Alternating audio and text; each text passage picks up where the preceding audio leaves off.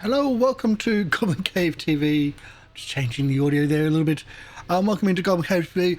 My name is Gosh Goblin. Welcome in. Today we're going to be having a look at RuneQuest. RuneQuest is a Bronze Age fantasy adventure location based off the BRP, which is the basic role-playing engine that Chaosium uses for a lot of their content.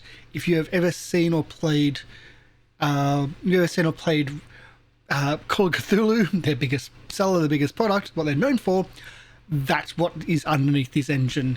It's a D100 system, so it's all percentage-wise, and so the idea is that you have your skills are based out of 100. You roll equal to or lower being even better than the skill to pass a check. RuneQuest has a few different ideas with that as well. You also have runes, which everybody is associated with, and so you have links to runes, and those runes are floating numbers where you have two runes like death and life are polar opposites. So you have pairs of these polar opposite runes, and if you're a more warrior and violent sort, you'll be closer to death rune than you are to the life rune, and so on and so on. But if you keep on moving towards death, you're moving away from the life rune. So there's kind of some interesting concepts in that. But this is the SoloQuest. This is book 3 of the RuneQuest beginner box. As you can see, book 1 is essentially the world of Galanthea, and also book 2 is the world of Galanthea. Book 1 is the rules. I do have the physical books. The physical box. I think it's a really amazing box set. Chaosium, for me personally, do some of the best box sets, as in for beginner boxes and starter boxes. Their RuneQuest and their Call of Cthulhu ones are really, really, really high quality. You often will get a SoloQuest. In both of them, you get a SoloQuest, which gives yourself as the keeper, GM, etc., and players an idea of the world before jumping into the game itself, and they then have multiple small scenarios to build upon that knowledge. And this one, you also have the normal standard, how can I put it, normal standard pre-made character sheets. This one though, for RuneQuest, really put that to the extreme, and there is 14, I believe, pre-made characters, which is just blows the idea out of the water of, oh, I don't like pre-mades because I can never find one that suits me. In this, there's a massive amount, and it's really, really good. So I have played this before. I have played the RuneQuest SoloQuest before. Last year when we did RuneQuest for a small little adventure, we were using the beginner box. We were using the first adventure in the beginner box, and as part of the homework, I gave the SoloQuest to our players to get their toe wet in the environment and the essentially the world of Galanthea. And I thought it's only best that me as the keeper should also do it. I didn't do very well. I had my character die pretty much the first volley of the first battle, and yet somehow I didn't do the worst out of everybody. Now, if you can see down below me, we've got the dice rollers there. We've got the hit points of our character. I'll show you the character sheet. I'll just swap between the rolls to the character sheet. So this is our character. So Vasana is our character. We have the details which you get on the thing as well. So Vasana, you got details of a bio, how to play it, also the runes that are associated with her. And then I'll take that away, and we'll go down to the bottom. Oops, that's the one we're looking for. And you've got more details of the actual abilities and whatnot, and also you've got the actual weapons and magic and stuff. Now, I know this seems weird that I'm showing, like, I've got two versions of this. What's actually happening is that The character sheets are wide, then they're like A3 format, so they're wide instead of like A4, which is more standard. But they actually fold in, so they're really, really cool in how they've been designed. Just not as easy to work on as a PDF. So I've got a wide capture and a single capture. But this is Vasena. This is the character that we do. And the other thing is that all of this information, all this SoloQuest, you can find online. This for free. If you go to Chaosium, follow the links to the RuneQuest section, and you'll follow the links to chaosium.com/RuneQuest SoloQuest the battle of the Dangerford. So, or I'll have a link below. But it's free. All the stuff you need for it is free. You can see down below you've got dice rollers online. This is the ones I'm using for them. So it's online. It's all great. Over here is the actual website itself. And you've got the download of the characters on the far side. So everything is provided there. It's really, really, really just easy. And I'll scroll down just to show you like what's there. So you got Vasena and Vastor as two optional characters. And also got rules overview as well. So it's really, really simple. So if you've never played a solo quest before or solo adventure game, they are essentially a choose your own adventure style game. So you'll have narrative, you'll have things that are going on, you'll have something to read, and then you have options and you go through. In Call of Cthulhu's version of this, you were building your character sheet as you went. In this, we already have a pre-made character sheet. I think this is a better way of doing it, already having pre-made, but in Call of Cthulhu's one, it does teach you how the stats of your character sheet relate as you're building it, and gives you those options of like, where do you want these stats? And that relates to things in the adventure later. So both are quite valid. I think this is a bit easier because it jumps straight into the action. Well, kind of, but you'll see. So I'm just going to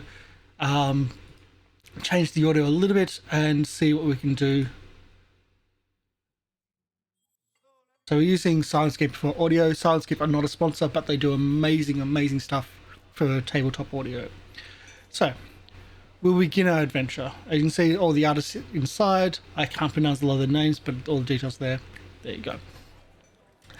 Let's do this. Begin the adventure. Or we'll do begin the adventure, not begin the adventure again. I don't know what the difference is, but we'll do this. SoloQuest. Welcome to the Battle of Dangerford digital SoloQuest. The online tool lets you play through the Battle of Dangerford SoloQuest digitally. There is no need for dice, paper, pencils, although you can follow along using physical accessories if you wish. The Battle of Dangerford is a solo adventure for RuneQuest role-playing in Galoranthia. It is a story of mythic adventure in Galoranthia, Greg Stafford's epic fantasy setting. It is designed to lead you through the basic rules of the game in the gradual, entertaining way. While RuneQuest adventures will most commonly be run with friends, this one is just for you. A nice little expedition there. To navigate this scenario, readers follow the thread of linking text passages. Their path depends on their choices and their successes in skill checks or in combat. This online web tool will provide you with all the information you need to run a game in the links below the box, which I just scrolled down. If you have a copy of RuneQuest Starter Set, you may wish to follow along with that as you play, which is... Ta-da! In this scenario, you take the role of Vanessa, daughter of Farnham. You find her character sheet among the links, over there. Yep. On the links below, this formidable hero is capable warrior, trusted leader, and dedicated initiate to Olanth adventurous cult. In this adventure, she has sided with Kalir Starbrow, leader of the Sartorite rebellion against the Lunar Empire. It is the good day. Sorry, it is a God Day movement. Here we go. It is God Day, Movement Week, Earth Season. That's the whole thing. I'm not going to get into it, but that's the whole thing. Yeah. They have their own calendar, which is actually quite amazing because they have a lot of rituals and things marked on the calendar for a yearly thing. Either way. Where was I? Kelly Starbrow is about to lead her troops against the Lunar Empire's war leader, Fazir Wide Red, at a critical ford across the strategically important passage of water simply known as the Creek. The sides are evenly matched.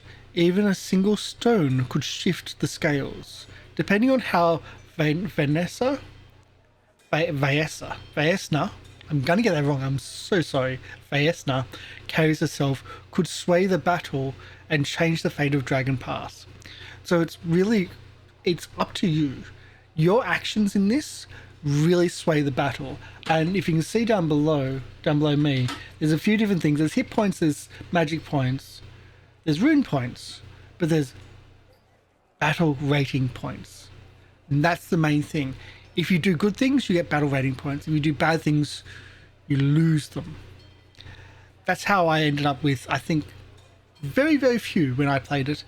And one of the other players, when they played it, had minus.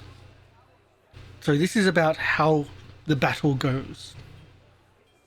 So if you've already played through the RuneQuest Starter Set and are interested in looking for additional material on Galanthea, you can find all the supplements in the links below.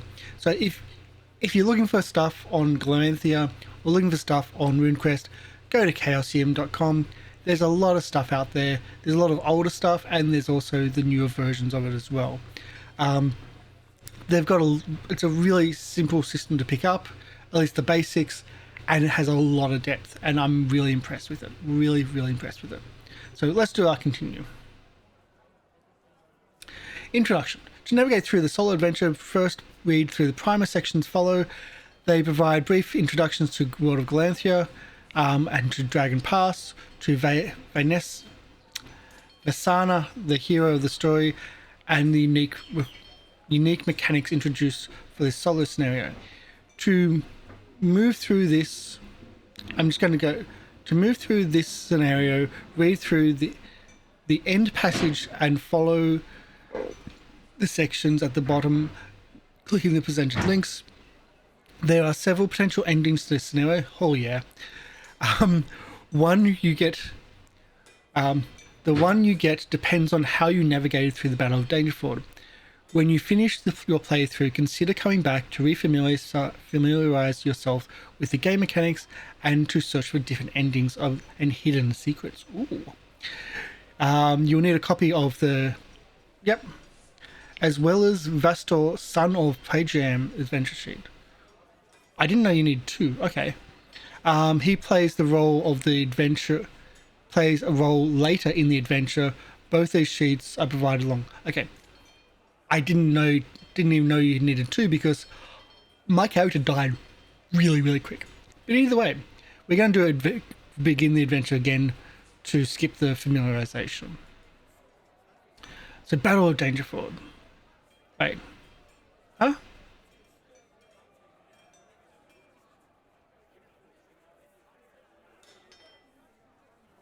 I've done this. What am I doing? Let's go continue. What am I doing? I'm going to skip the prelude stuff. So I'm going to skip her story.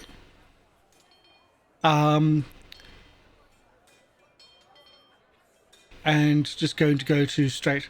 Don't worry about remembering the mechanical details for now. They're all explained. Yes. Her bio is actually over there. That's what it is. Okay. So, taking damage. During the Battle of Dangerfield, Vesna will undoubtedly be injured and will undoubtedly injure other people. In RuneQuest, whenever damage is dealt to a creature, it strikes a specific hit location, arm, head, leg, etc. The damage is reduced by the armor of that hit location specifically, unless otherwise specified.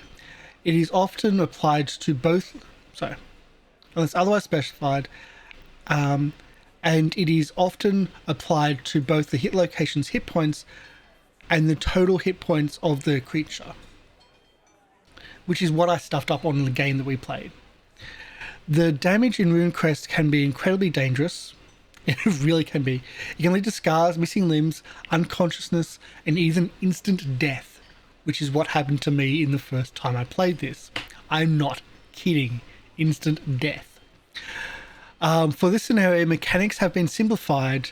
A few key conditions will still keep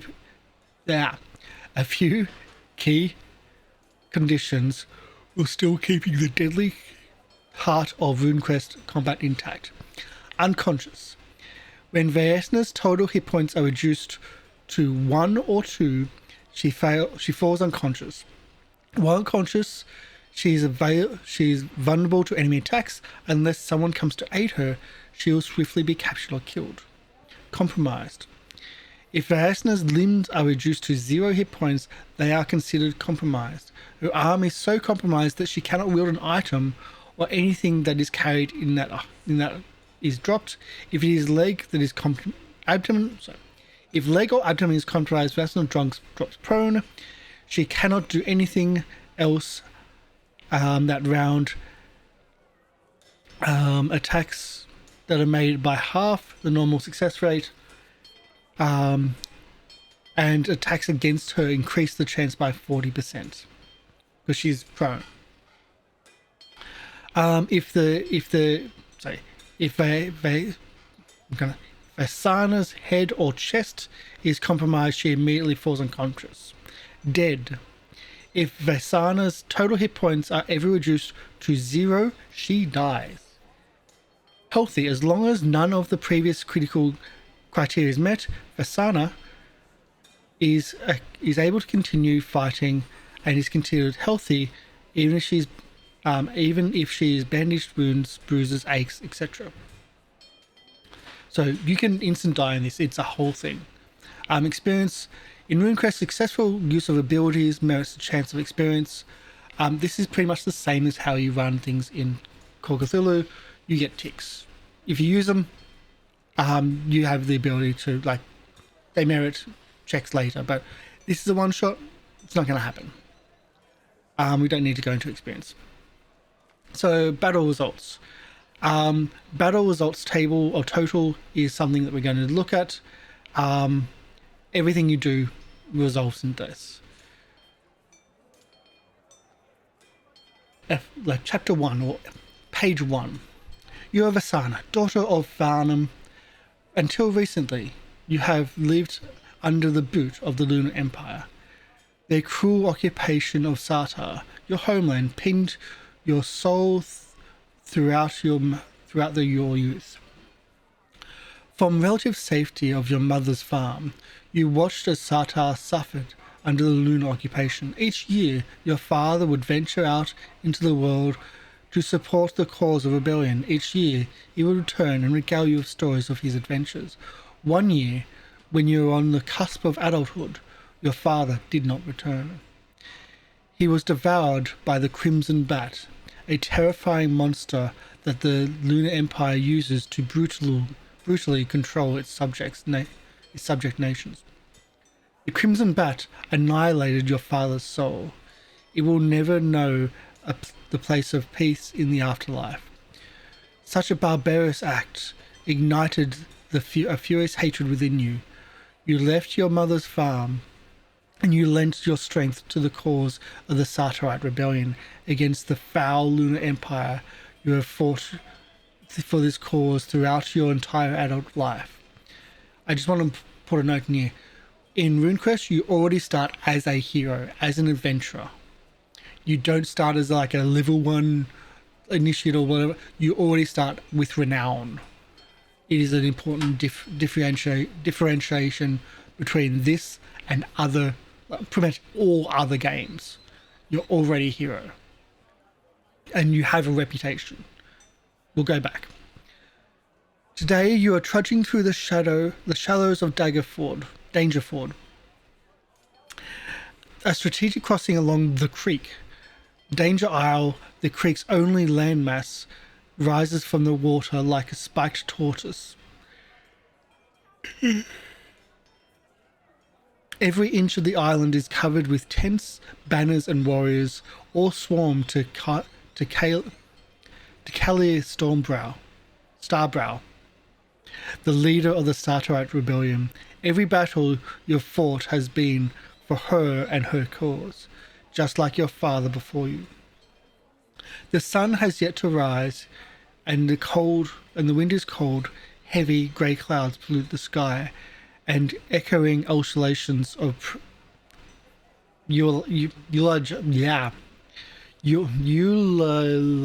ululations of the priests of Engizi, the Sky River Titan, fill your ears. The water at your feet stirs in response to their channeled magic, slowly rising like clay in the potter's hand. The magic will deepen the ford and force the lunar infantry to march knee-high in the water when they attack. Good tactic, actually.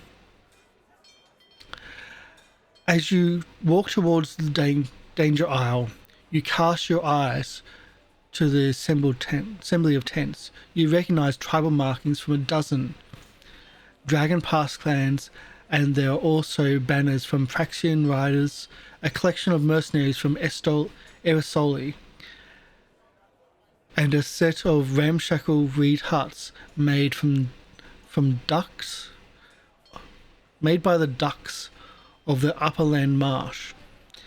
Each one of them knows the importance and the critical passage of the creek. Each one of them will fight to the death to defend it.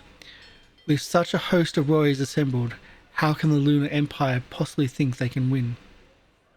You finish your approach to the island. I'm just going to scroll up here. There you go.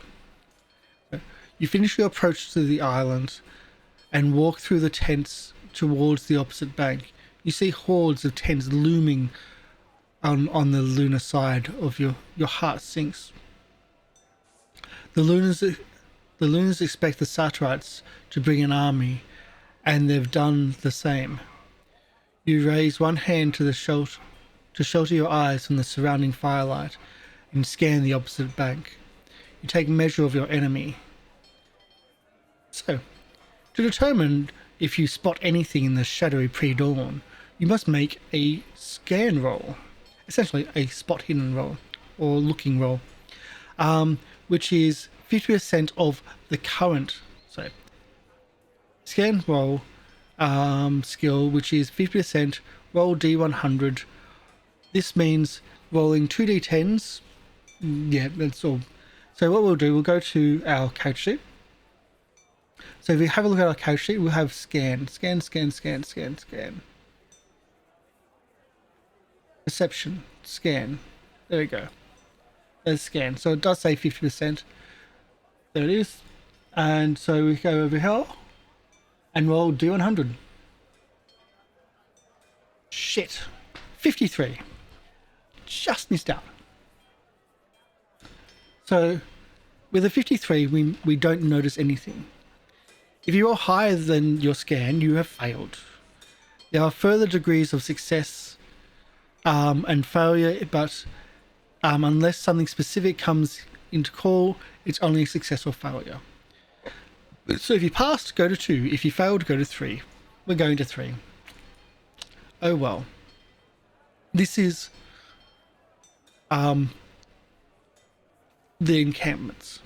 The Lunar Empire, by the way, I failed the first time I did this. The Lunar Empire's forces clog the shores, their tents spaced on even columns, but you can make out little else, unfortunately. The sun is not yet risen over the shadows that cling to the camp like ink. The looming shadows of their tents is a sinister threat that you can't wholly evaluate. But will it be deadly? Go to 4. The Lunars have more soldiers and better organized, but you fight with the fury of the gods. Olanth the Stormlord whistles the names of your champions as he skips along the water. Hammocked, the god of death, sits beside every Saturite warrior as they wet their blades and don their armor. You walk between your companions, dodging campfires and weaving through the rows of cavalry bison. In a few short hours, you'll be tested. Every Saturite will have a role to play, yourself included. As a member of the cavalry, you will join the Saturite archers in a skirmish as the lunar hoplites advance. When they reach the darkest part of the ford, you will fall back to your bison, ready your lance and shield, and charge the exposed lunar flanks amidst the flurry of arrows and magic from both sides. One misstep, and heavy armored lunar infantry will reach the Saturite ranks, devastating your forces. You cannot let this happen.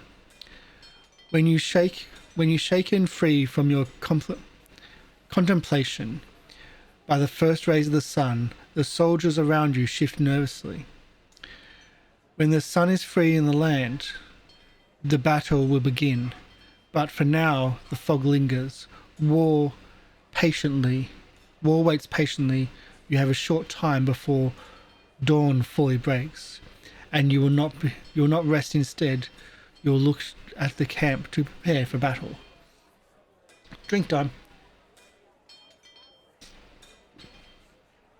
Okay, so we've got some options of things to do. We can pay respects to the ancestors of your gods, meet Kelly Stowbrow, the Saturite leader, tend to the bison, ford the river and scout the enemy camp. Head to the battlefield early and ready yourself. So that's the options we have. Now, previously I tried a couple of those and they all failed. Absolutely, just abysmally failed. So we're going to go in opposite directions. I would like to pay respects to my ancestors. So we're going to go to number 3. In Gloranthia, the gods are all important. There is a vast pantheon of beings that make up the world, and every living creature within it is connected to it. They are the source of all strength and weakness in Gloranthia. They both hold the world together and create the conflict within it. Some gods are worshipped as their patrons or tribes and clans. Others are personal deities and guardian spirits. Although most people are dedicated to a single deity, all gods are acknowledged and worshipped when appropriate. You, Vasena, worship Olanth, the storm god. More specifically, you are devoted to the female aspect of Olanth called Vinga. Yeah, I'm hopeless at pronunciation. I'm sorry, I'm just doing as best I can. Hopefully you're enjoying this. When Olanth takes form of Vinga, she embraces his trademark courage, strength, heroism, and strong feminine aspect. You and many others find Vinga as the form of Olanth most deserving for your worship. In Gloranthia,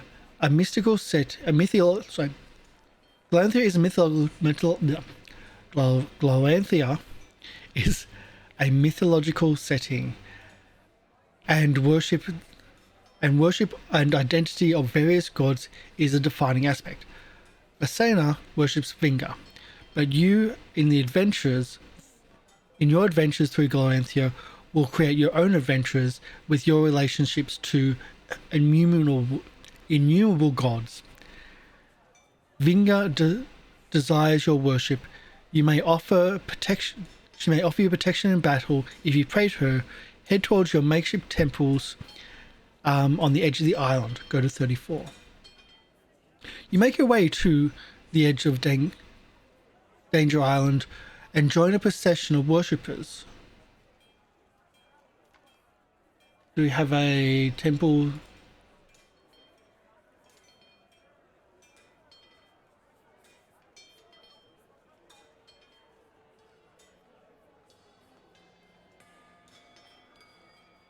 There we go. Some bells and whatnot. Audio. I've got to have the audio, don't I? Make your way to a procession of worshippers. 2 large shrines have been set up, one to Olenth and one to Hummut. Each is decorated with fetishes and sacred totems. Crowds of kneeling supplicants reach the forward. Let's turn that down a little bit. Crowds of kneeling supplicants reach forward towards each shrine, placing small fragments of cloth or jewelry upon them. Under their breath, they mutter the names of their ancestors. Your mind adrift to your father, Fernam. His spirit is gone, devoured by the crimson bat, but his name and memory will remain. If you can stand it, if you can stand against the Lunar Empire this day, then you will have honoured his name and your father's memory. Go to 35. As you take sight of the assembled worshippers, you're jostled to one side by an enormous Praxian Stormbrule cultist. He pushes through the crowd towards the water of the creek behind the shrines and begins splashing across his body. Ritualistically, several other worshippers surround him, cleansing their bodies as a mark of respect. You start to move before you're jostled again. This place is packed with people vying for a chance to give worship. You step forward to gaze at the shrines. You visit the shrine of Olenth, your patron god, and pray for strength. So you could visit Olenth, your patron god, or you could visit the shrine of Hakmot, the god of death, for a purpose of guidance in the battlefield. You're only a lay member of Hakmot, though. In Galanthria, worship is not uncommon to praise multiple gods, so long as the beings themselves are aligned. Given the nature of the day, perhaps Hakmot will be more fitting for your praise. However, you're not ultimately decided. So, whether or not you ultimately decide to offer worship to the gods today, you can always bathe in the waters of the creek to honour your fallen ancestors. So we have a choice between our god of strength, and a god of strength, the one that we follow, Olenth or Vigna. Which we do follow. We're just a lay follower, though, of the god of death. So, or we can wash ourselves and honour our ancestors in the waters, in the river. I think we'll go to Olenth, because it is the one that we're most associated with, even though it's probably not the most appropriate for this. I love the artwork in this. I have always loved the artwork in this game. As you approach the shrine of the Stormlord, Olenth, the patron god of the Olenthi Petrel and of Sartar as a whole, blue pigment has been spread around the base of the shrine. It flutters about, casting specks of brilliant colour into the wind as you approach. In the centre of the shrine is a portable altar, a collection of painted terracotta statues depicting Olenth in various material aspects. The adventurer, the thunderer, the master of the four weapons, and Vigna. The entire shrine is portable and brought here by the priests of the Windlords who follow Kelly to war.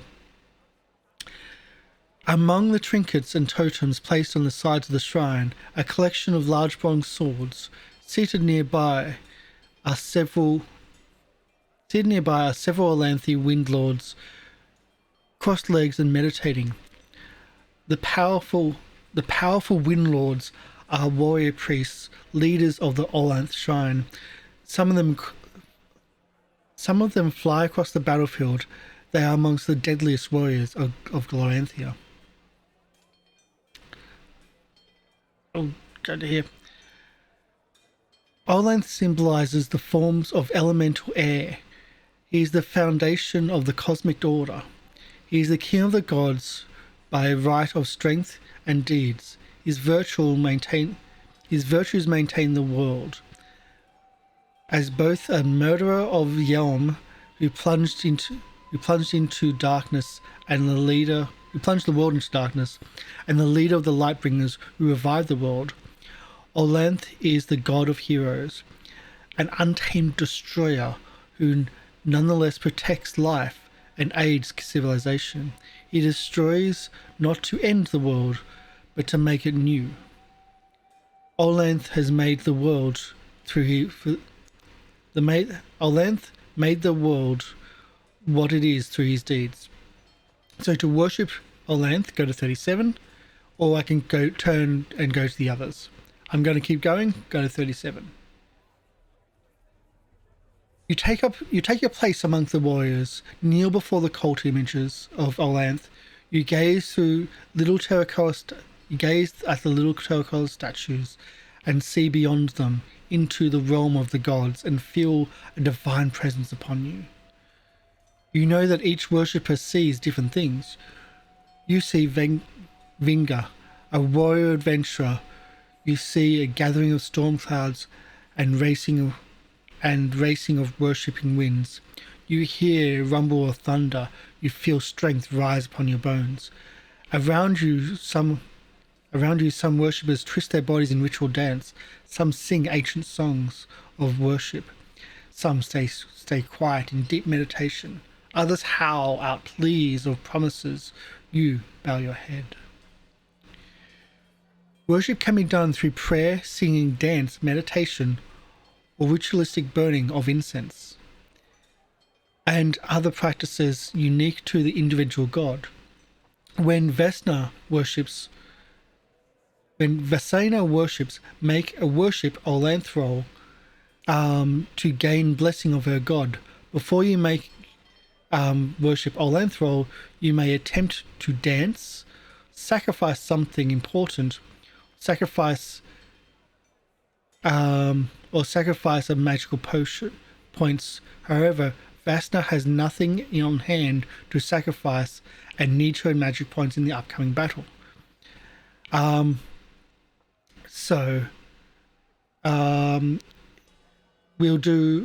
have a look at our character sheet. We can do, there's a few options there. Let's highlight our options. Trying to find our options here.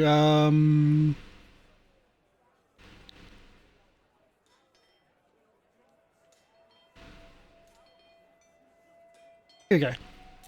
Prayer, singing, dance, incense. So I've got prayer, singing, dance, meditation. So meditate is 25. Worship Olanth is 30. But anyway, let's see. Singing is 50. Dance is 25. I think singing might be the best one in this case. Can't find prayer anywhere quickly, but I think singing. So singing is 50%. We'll clear our roll, and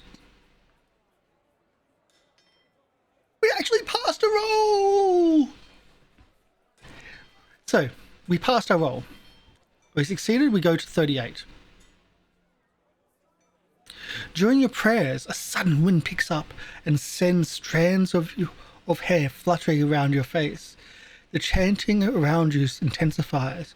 When you open your eyes, you feel a renewed sense of power. The The eyes of other worshippers linger upon you as you stand and leave.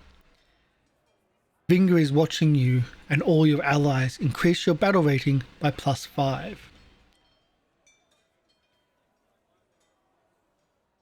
There we go. So that's where the battle rating comes in. We're at 5. So then we go back to 47. Then we go to 47.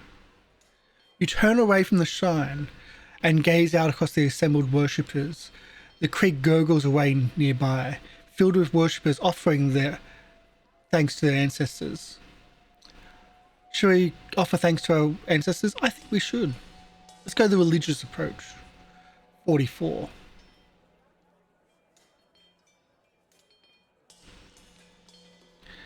I just still love the artwork. It is gorgeous. Like, the artwork is gorgeous. Hopefully this comes through as best as it can. As you step past the shrines towards the water, crude clay and terracotta statues of people have placed on the banks. You step into the shallows and you kneel and splash water across your face as you take time to thank those who came before you. Your all-important ancestors, those who defined your birth and your inspired to struggles and boons you inherit. To some extent, you share these ancestors with all those around you, even those you are not linked to by your blood. You have shown honor to your heritage by standing alongside the forces of Starter to this day. So just as a little side note, when you create a character in RuneQuest, and I did this recently, you don't just create your character and your character backstory, you create your grandparents first, then your parents, then your character. And it's a lineage. So it's something that if your grandparent died at a famous battle or succeeded at a famous battle, you gain reputation from that, or they may have passed down skills from that to your parents, who then can pass. It's a whole thing, and I think it's amazing. Probably should be automated though. Just a heads up. Like, if you put it into Roll20, please automate it. It's really, really long. But go back to this.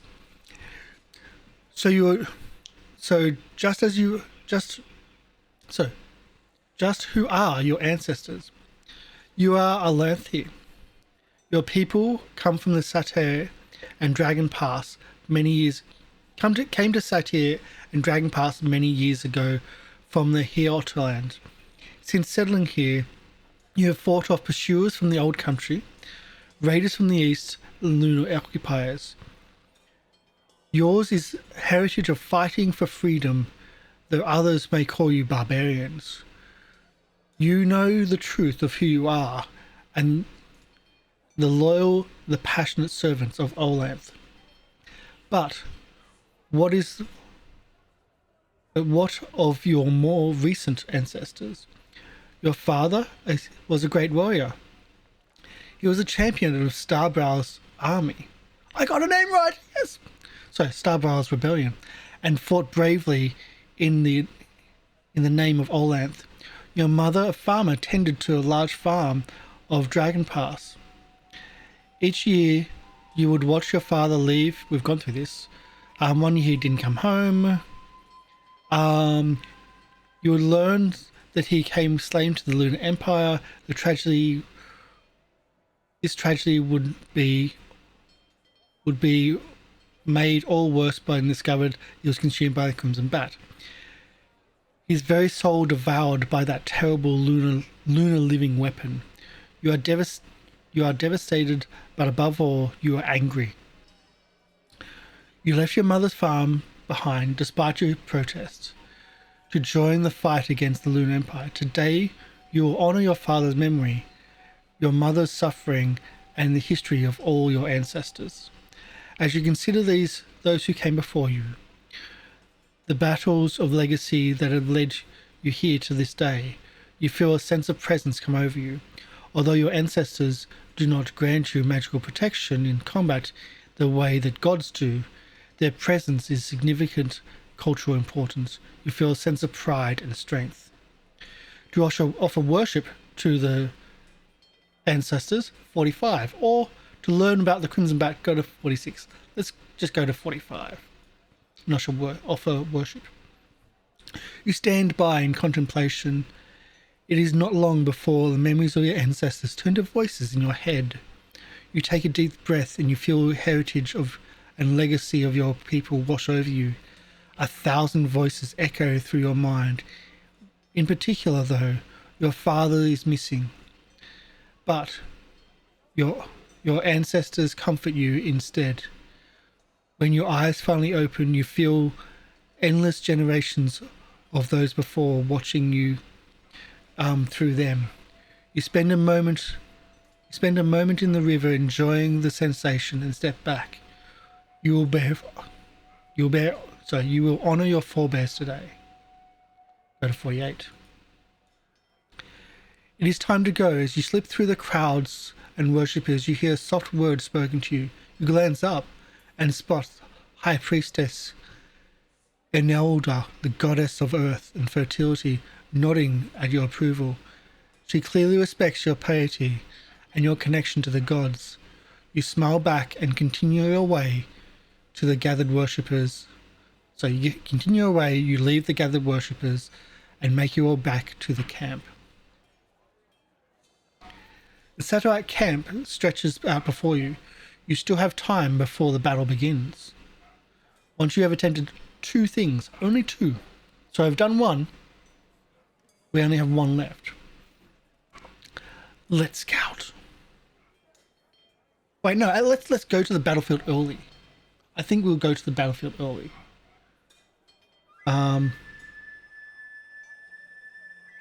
How good is my scan? I think it was 50. It's a 50-50 chance of us getting stuck, getting really screwed up. My hide is 15. My move quietly is 15. No. No. It's not, sorry, it's not a baby bison that's in the distance. So in a little bit of pause. Hi, welcome in Adoc. Atodak. I'm sorry for butchering the name. So it's not a baby bison. It's all in perspective. So if you go through the other ones, they're all in the background. So the idea is essentially every character in the pre-made characters at least, and I think it's kind of an importance in RuneQuest because you do travel a lot, is that you have mounts. And a mount is a big thing, but it's not just a horse. It could be a zebra, could be a gazelle, could be a bison. There's always a mount. There's always something that you're riding, because this is Bronze Age. You're not going to hop in a cart. You travel, and cavalry, and in this case heavy cavalry, where Vasana is, it's a big thing. But welcome in. We're playing the SoloQuest for RuneQuest, which is a part of the RuneQuest beginner box. All this is actually online for free. I don't think Giant Chicken was around in the Bronze Age. I just don't think it was a thing. It's a fantasy Bronze Age, but I just don't think it's the thing. So we're playing the SoloQuest, which is online. If you go to chaosium.com, follow the links to the RuneQuest and follow the links to SoloQuest. All this material is online from what I'm reading from in front of us, right here, to the character sheets on the other side. Even down here is just the bottom of the reading above here. So it's a really cool thing, just to do a solo game if you've never done them. They're pretty much a great way of learning a system, learning a setting. In this case, this is more about learning the setting of RuneQuest. The system's very simple, but it's more about learning the setting. And just I love these things. Chaosium does solo adventures really well. There's a number of solo adventures for Call of Cthulhu called Alone Against. Some very small, some mega adventures. So yeah, I'll go back to my readings. But welcome in, like, enjoy along, ask questions. I'm just going to go back to camp. What was the thing? I was camp. Camp was the blacksmith. Audio's important. So this is still early on before. So we're in the Battle of Daggerford, where you have the evil Lunar Empire, who we're trying to drive out and liberate from Sartar. We're part of the Sartar rebellion, being led by Kellier Starbrow, the leader of the Sartorites. And this is the morning of the big battle. We're in a ford, which is the river is low depth here. There's a small island between the two sides of the river, and we've got campmen on the island. We've got the bad guys camped on the other side. We're right before the battle. I have one more option to do. I've already prayed to my ancestors. I can go meet the leader, Kellier Starbrow, tend to my bison mount, and meet the fellow warriors. I can ford the river and scout the camp, but my scouting abilities are at 15%, not good. And that's 15% hide, 15% move silently. That's not good at all. Although my scan is 50%, so I might see something. I just might get caught, most likely. Or I can leave the camp early and prepare for battle. I think I'm going to leave the camp early and prepare for battle. I've played through this once before. Previously, I tended to the bounce and failed and tried to meet Kellier Starbrow and got really shamed. I got really shamed that one. But I think we're going to prepare for battle early. Each of these options is actually a thing. Your actions in this battle changes the battle. At the bottom, we've got a stat over here below me. Yeah, it should be visible. It's not clipped really well, but it should be visible. It's called battle points, battle rating total. We've got five only. The idea is to get as many battle rating as possible and not go into negatives or die, because I had my character die the first time I played this. Let's go to 49 and get ready for battle early. You pick your way through the tents and soon arrive at the northern edge of the camp. You see lunar soldiers assembling across the other side of the narrow ford. Sartarite warriors begin to gather as well, but the sun is still rising. Angry soldiers do not arrive all at once. Angry soldiers do not all arrive all at once. That is a line. I like that. Oh, by the way, there's a link to what I'm going through. It's like, you can even download, it's got all the links to everything. It's all online. It's done brilliantly. I love that line. Angry soldiers do not arrive all at once. That is such a quotable line. I love it. I'm going to just copy and paste that into my Discord, because I just freaking love it.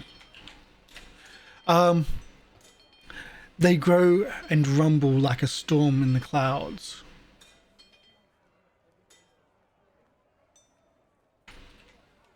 I'm just spamming my Discord. They probably have no idea what I'm reading or what I'm typing. Slowly at first, then a flood. More warriors arrive. They find their ranks draw their arrows and quivers from the quivers and jab them into the mud where they can be easily accessed. They check their weapons, shake one another's armor, and shake one another's armor to check the straps.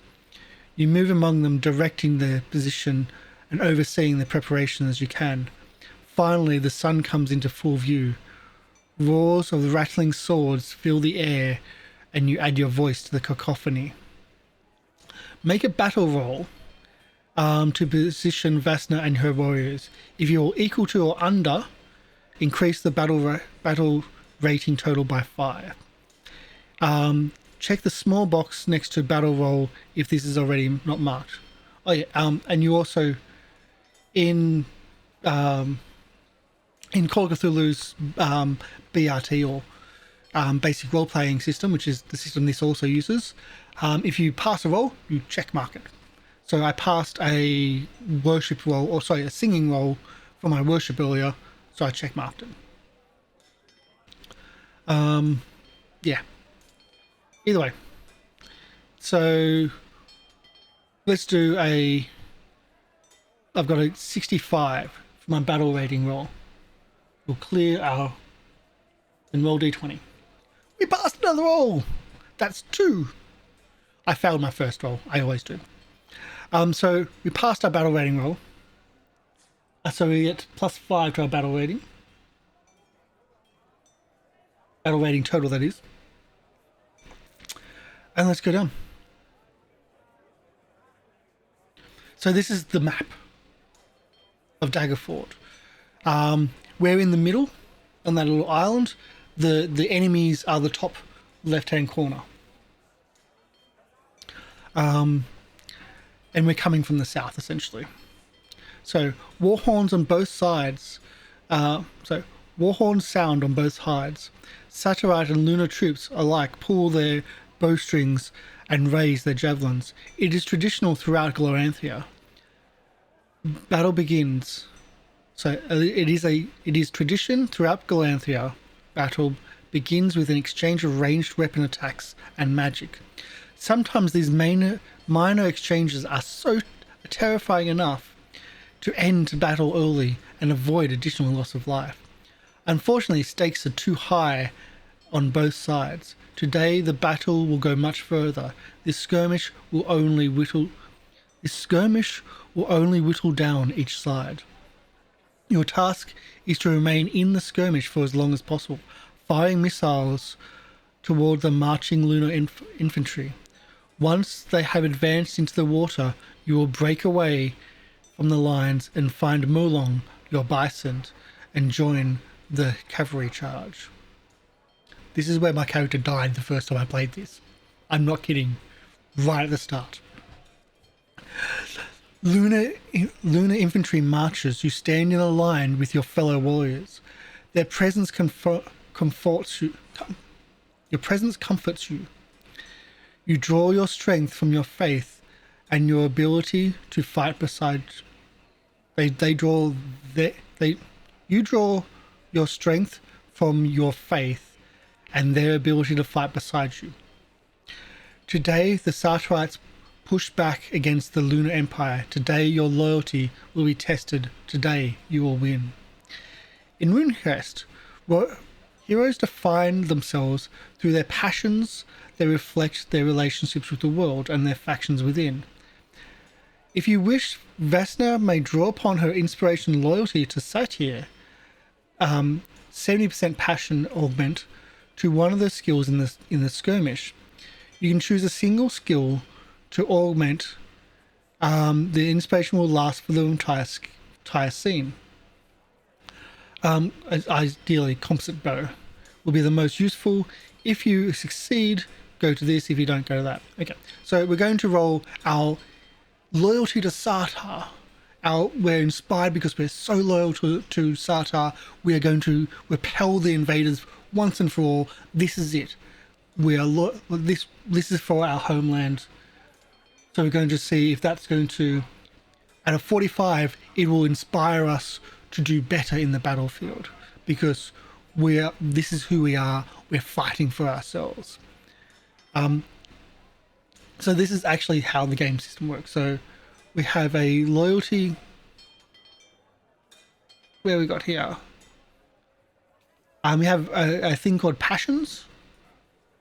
And we have loyalty to Sartar. There we go, right there. Loyalty to Sartar. And so that will give us a bonus to our next thing. So we are successful in our attempt to loyalty to Sartar. We'll go to 54.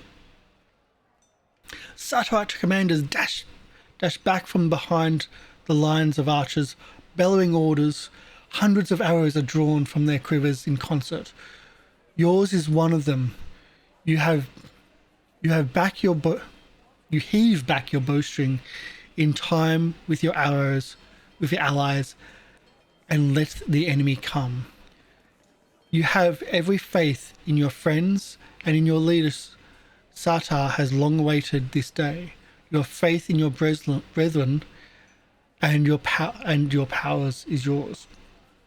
If you rolled 70 and under, which we did, you achieved a normal success. You may increase Vasna's ability to the chosen, i.e. longbow, or in this composite bow, sorry, by 20% for the battle's duration.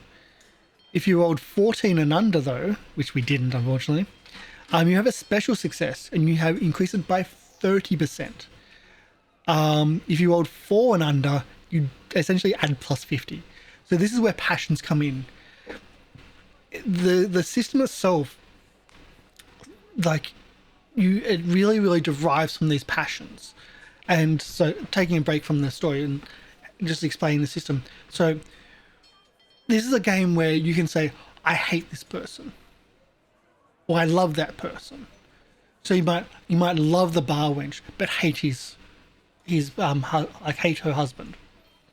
So if you're in a fisty fight with the husband, you can roll your passion hatred for the husband as an extra motivation to give you a bonus to hit him. Or you can do the flip side. If you're trying to chat up the barmaid, which you love, you can do your passion love for that person and then do that. You essentially declare that I love or hate, or I have a loyalty to this person, and you gather these all the time. But they have a flip side too. If you have to try to save the husband who you hate, you're going to have a penalty to that. Like you might not actually, the keeper might ask you or force you to roll your passion hatred for the person you're trying to save. And if you pass it, but you still act against the passion, then that passion will drop down because you've ended up trying to save him. They're not locking you in, but them choosing you. They force you to choose a bad situation or a bad choice, knowing that your stat will drop or move downwards, or it might go higher if you go the opposite way, and things like that can happen. So they're not going to force your opinion or force your choices, but the ramification of choices acting against your passions, acting against your love, acting against your hatred or loyalty. And part of the game is about having the keeper test people's loyalties, which is really good, and you don't see that in other game systems, because you're all about that heritage of your grandparents, your parents, yourself, your clan, your religion, your country. All these are loyalties that you gather up and you rely on because they rely on you. But back to this. So back to this, we're talking about we got 45, which I thought was good, but not a 14. So 45 is good, and we get a plus 20 to our composite bow. We'll go to 57. I love the artwork. It's just, yeah. The lunar horn sound for final time, and the infantry begins striding forward. Their orders to march quickly turns into a graceless wade as they reach knee-high water. Arrows and magical spells fly around you. The massive shields and bodies absorb the missiles one by one. The lunar line is over 100 meters away. It is difficult shot. You raise your bow and draw your string, feeling your muscles strain and after a beat you loose your arrow and silently flies through the air, twisting in the wind. As an archer, that's beautifully descriptive, everything except for the strain. As an archer, you don't want to be at the point of strain. But I did target archery, not war bows. In war bows, you want that strain because you want that. This is as much as my body can, much my body can handle, and that energy is going to go into the target. Yeah, due to the increased range, half vastness composite bow skill after adjusting for the inspiration. So we'll go to our skills.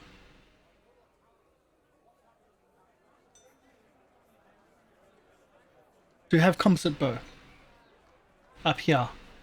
A composite bow is 45 plus 20, so that's 65, then half to 33. I round up because close enough. 33 is my chance here. If you succeed, roll hit location. Let's do our roll first. Clear.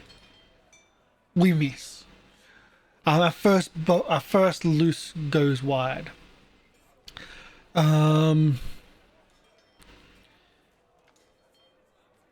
Let's say if we fail, we'll go to 58. So we don't need to read any of that. We failed, we go to 58. Behind the tide of the lunar infantry, you see a black cloud of mundane and magic. Missiles come sailing through the air. Most of the missiles fall short of the Satellite lines, and the wall shields absorb the rest. You have another chance to attack. This time the lunar hoplites are within your bow's effective range. This time full skill, 65. No! Not a single hit. Come on! So we failed.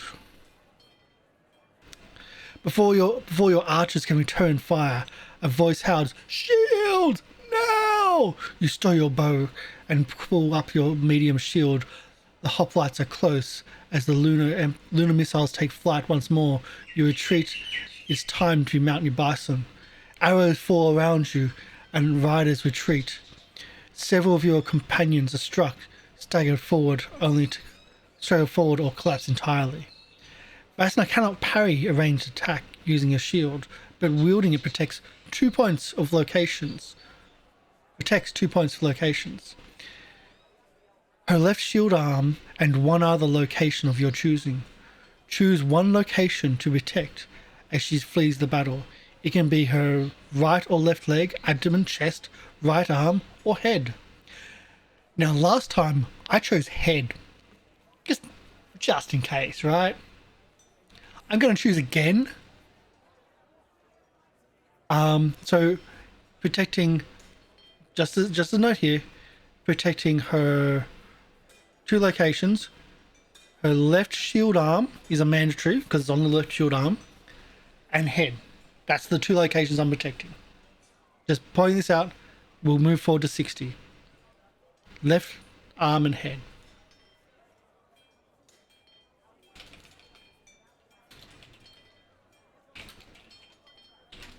Okay, left arm plus head. You dart this way and that, dodging between the fallen companions. Moments before you disappear between the rows of tents, the final volley follows you. 3 arrows fly towards you, each with a 50% chance of hit. Roll 3 times to determine how many arrows hit. 1 misses. Second one hits with a 23. So the 23 is it.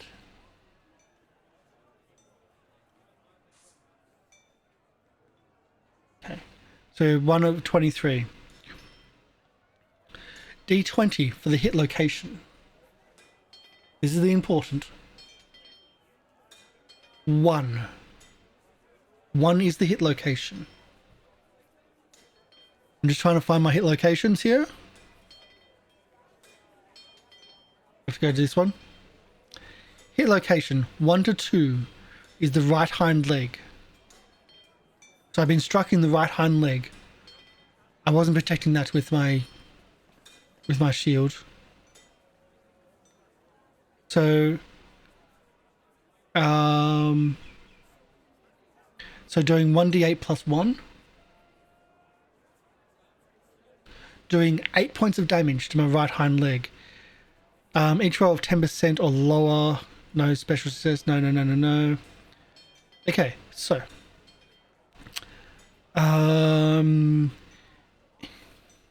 let's see. Finally, okay. So the first time, like when I played this first time, while I was protecting the head, criticals, which is what I ended up rolling. I rolled a 0-1 for one of the attacks, which was a critical. Bypasses all armor, went straight through the shield and killed me, dealing 18 points of damage. Dumb. Dumb. But either way. So if Vesna's shield, Asana's shield was not protecting that location, reduce the hit by if it was protecting, reduce it, but it wasn't. If Asana's shield wasn't protecting,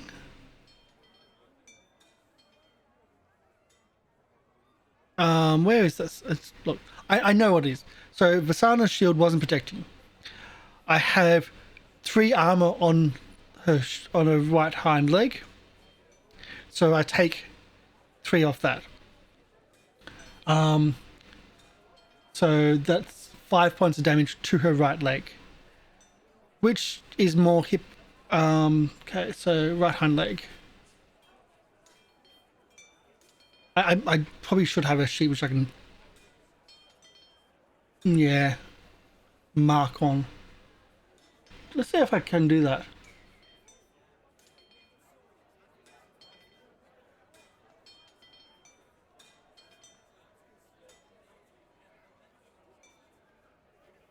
Surely it should be over there. There we go. These markables. Oh, the different formats, you bastards. They're not markable anyway. Oh well. Okay, so she's taken 5 points of damage.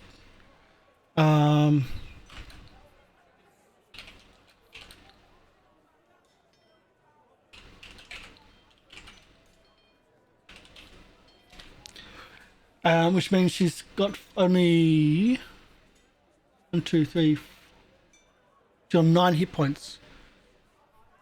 She's still got some. She's not wounded. She's not crippled in that location. She's okay.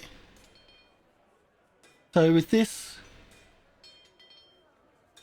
she's not unconscious. She's not compromised because the limb isn't at 0, and she's not dead. There we go. There we go. I didn't realize that in typing goes on to the screen below me. This overlay just doesn't get used essentially, so it's kind of one of those. Okay, sure. So yeah, so I've taken a wound. I'm not dead. My armor saved for most of the damage, or at least some of the damage. I've taken 5 points of damage. I've got 9 points left. I'm not wounded. Otherwise, I've weathered the assault, go to 66. I have not gotten to this stage ever. Because previously I took a shot to the head and died. We're in new territory. Let's do this. I'm excited. You weave between the tents towards Merlin's pen. You pass clusters of Shalana arrow initiates lingering at the edges of the battlefield. They are using their potent healing magic to mend injuries. Other riders race around you, hoisting themselves into the saddles, readying their lances. Mulan huffs as you approach. You raise one of your feet into the stirrups, and you swing yourself onto your saddle. A sharp cry lurches him into action. You gallop away, bound for the front lines. As you stage for battle. This stage of the battle is critical. If the lunar hoplites reach the Saturite ranks, it could spell defeat. But you're caught up in the But if they're caught up in the cavalry charge in deep water, then that could swing the day in your favour. Through the remnants of the banished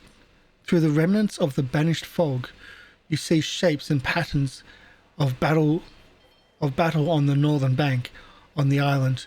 More disturbingly, all you can hear is furious roar of crackling of magic and howls of wounded and dying. You ride towards the battlefield and your enemy. Enough time has passed for any inspiration or despair Vasna has gained during the skirmish to end. So I no longer have that inspiration. A passing Chalnai Rai Koitus tends to her and mounts her, but she may fully heal. She may fully heal her hit location points and hit location totals. So we're back to 14 again. Okay. We're fully healed. We're back to that. I didn't even get to this stage when I played it first. It was an instant kill. You spur Merloon forward, heading west towards the river.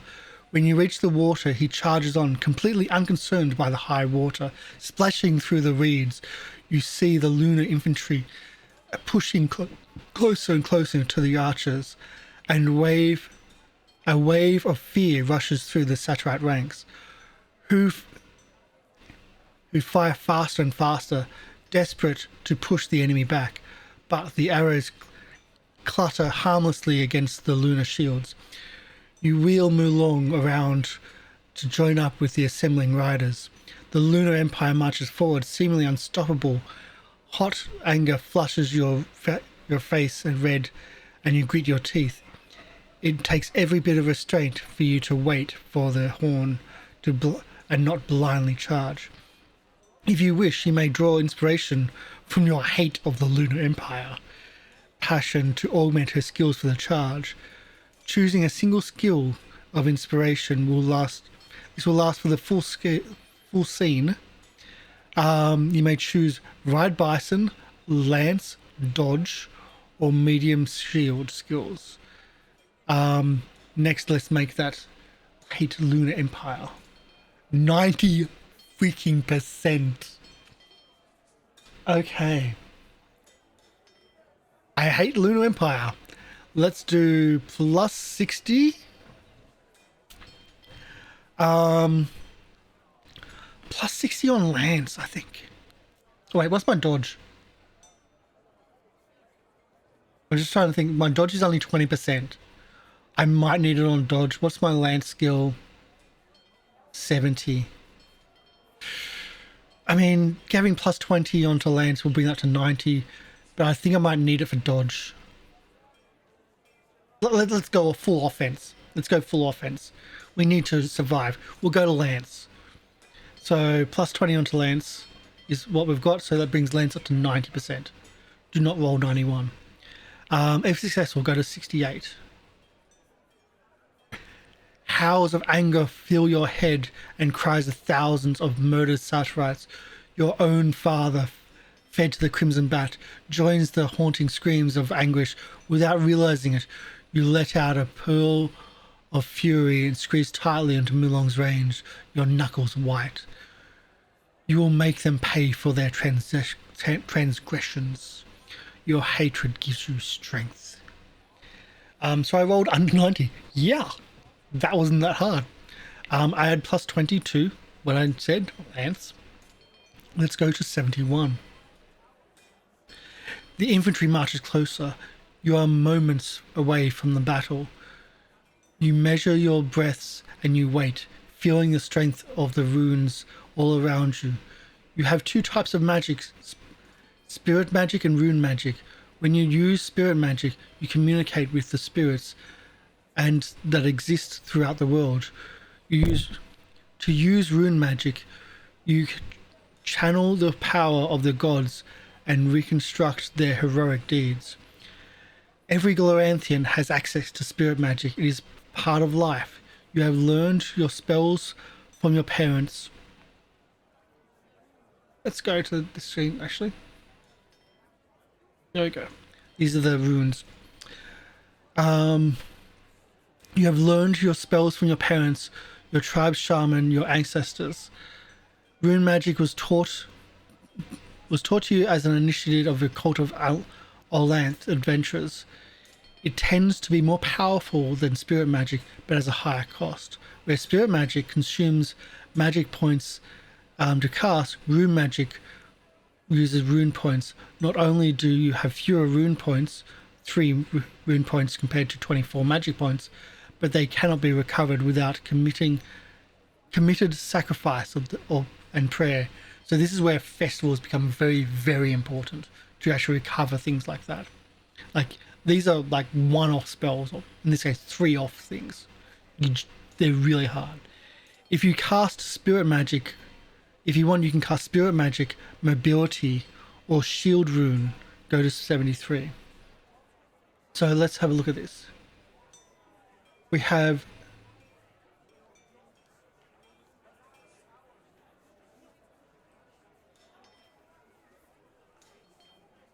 so I have spirit magic, mobility, or what was the other one?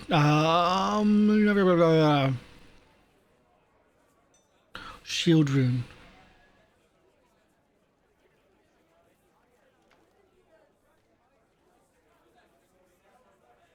Can't find shield rune on the character sheet. Oh, there is shield. Oh.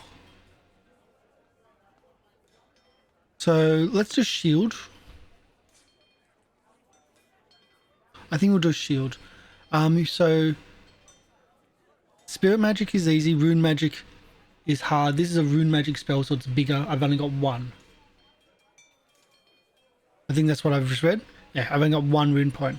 So let's do the big one. Let's do shield rune.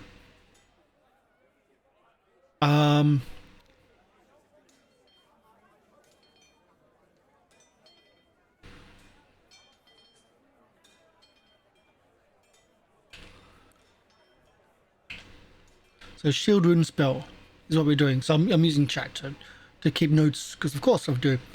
Do I have a thing on what it is? No, I don't have a thing on what it is. Okay, so we're going to do that one. Maloon shifts beneath you, eager to charge forward, but you ease him with your hand and focus on your spells. Battle raging around Vasena, and you calm. Your time is limited. If you wish any attempt to cast a spell twice. So if you wish, you may attempt to cast a spell twice. After that, you must continue. Vasena's mobility doubles her speed. The speed of the target reduces their strike ranks by 1 for 2 minutes. Vasena may cast a spell on herself, but since she is riding a mount, Mulan is also a viable target. Given that Mulan may be slowed by the water of the ford, it seems like a good idea. Choose the target, then make a power roll first. Multiply Vasena's power by 5, then roll equal to the spell, and reduce the magic points accordingly. Record temporary modifiers. Okay, blah blah blah blah. Okay, if you fumble, the spell is not cast. Okay, so the other one is shield. Vasena's shield will give her or Mulan 2 extra points of magical armor to counter magic. And counter magic for 15 minutes, lasting the duration of the charge. For the charge, 1 rune point or if you wish to increase the magical countenance by 2, if you wish, you may increase the magical armor and counter magic by 2 points each point you spend.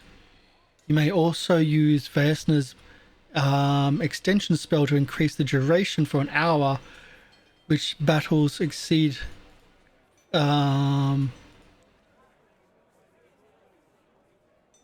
once you've decided, make a... Okay. So we've got 2 options.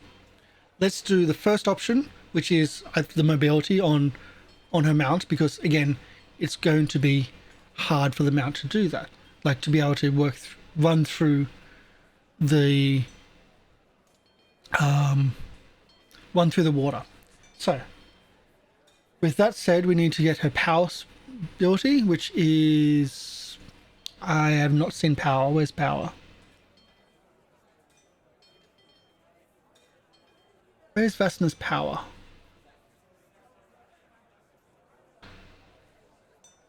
Up here. Power is 15. 15 times 3... Sorry, times 5. Calculators!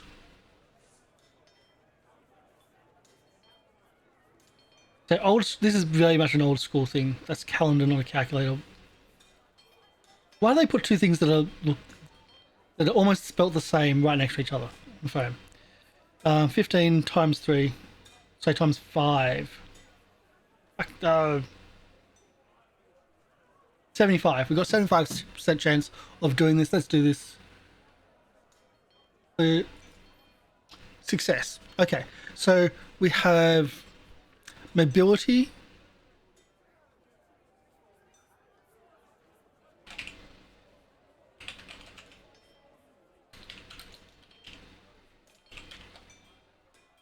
So mobility on Mulan. I just said I've had Mulan. That was a spelling mistake. Mobility on Mulan. Let's blow this up. Let's give +2 shield on herself and extend it. So let's do the shield. So we're going to do the big shield one. We're going to do the shield one.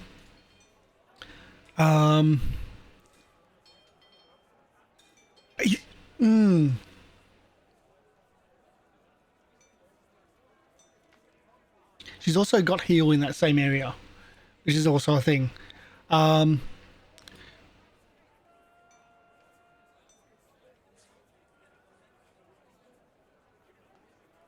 Okay, so let's do that. We'll do...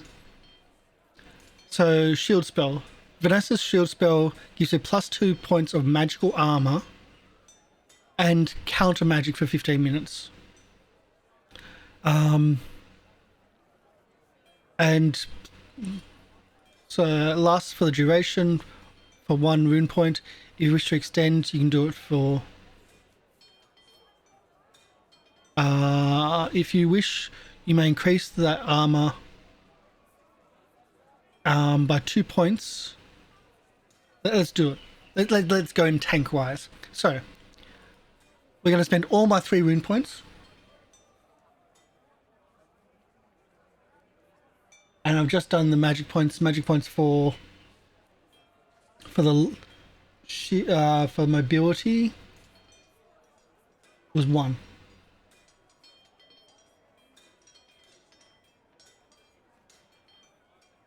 You're supposed to have 24.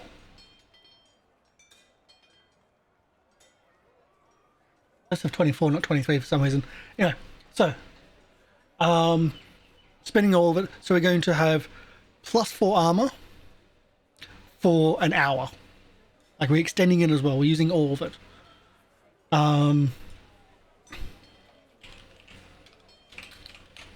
So armor on Asana. +4 extended.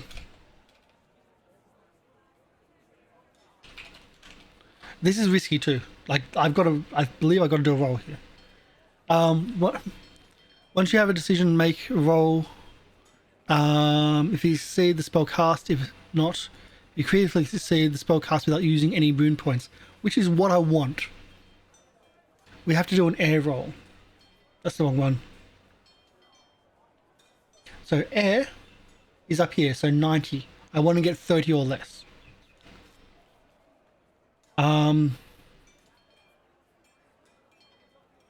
So clear. Just. So it's cost me, but we've got +4 armor, which is going to help. Armor absorbs damage. Armor absorbs damage, so it's going to help. Let's do this.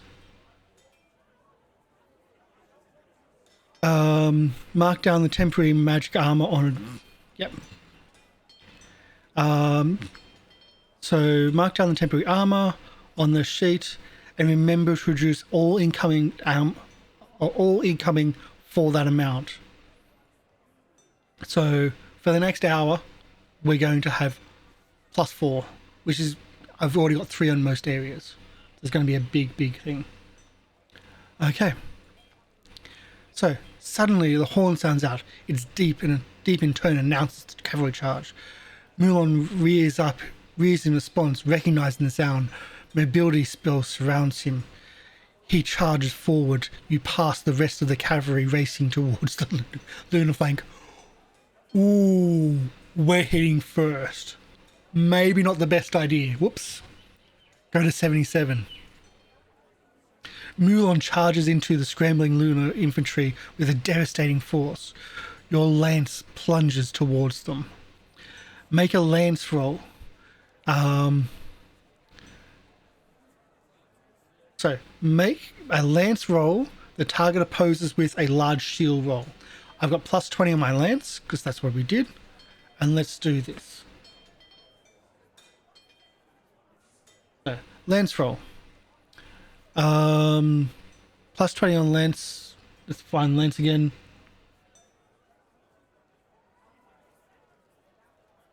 It's on the wide sheet here. Lance. 70, so we have 90 on our roll here. 90 on a roll. Oh, that's a critical. That's a critical. 1 out of 90. That is a critical. Holy shit.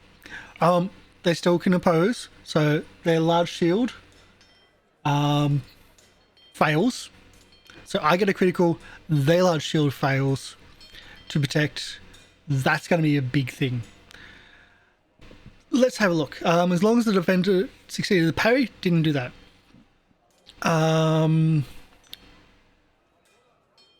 Okay, let's see. There's a lot of options here. They really should have compartmentalized them. Really should have compartmentalized them. So didn't defend the parry on the incoming damage. Vesna, the damage deals.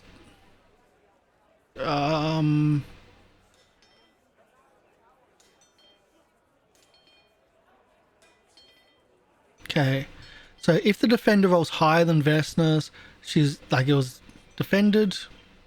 If the parry was successful, no. Nope. Parry was successful, no. The defender rolls higher than success than Vesna's, no damage.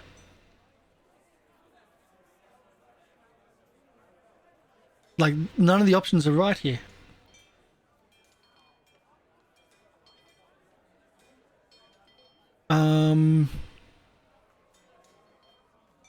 So I'm missing, as long as the defender higher, the parry was successful. Okay, here we go. Reduce the damage by the armor. Defend. Bypass armor if you got a critical success. It was a critical success. By the shield. Use Vesta's sheet to represent typical lunar infantrymen. If you overwhelm their armor and deal their damage, increase the BRTs by 5. If you reduce the hit points to location to 0, increase by to 10. If you reduce the hit points location by twice the location, 15 instead. Okay, so important. Let's do a hit location roll. 19. 19 on hit location, I'm not kidding you, is head. 17 to 19, 17 to 20 is head. I've just critical headshotted someone doing, I think it's max damage is what you do for a critical, which is holy crap sticks. Holy crap sticks indeed. So how we do this?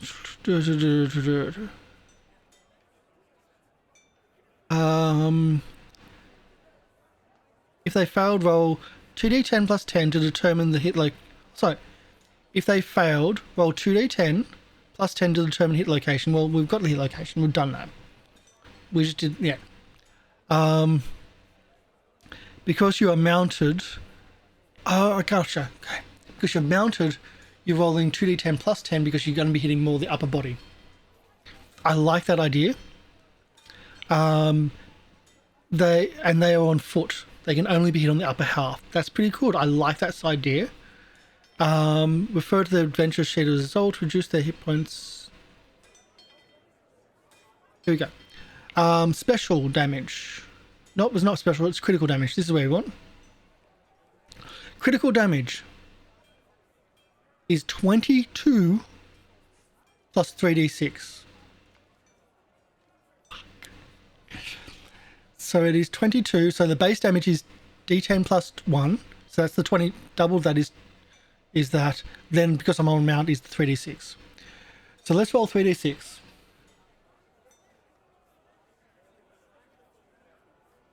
1, 2, and 3. 1, 2, 3, 5.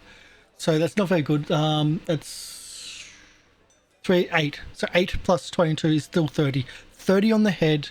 The head has usually 5 armor.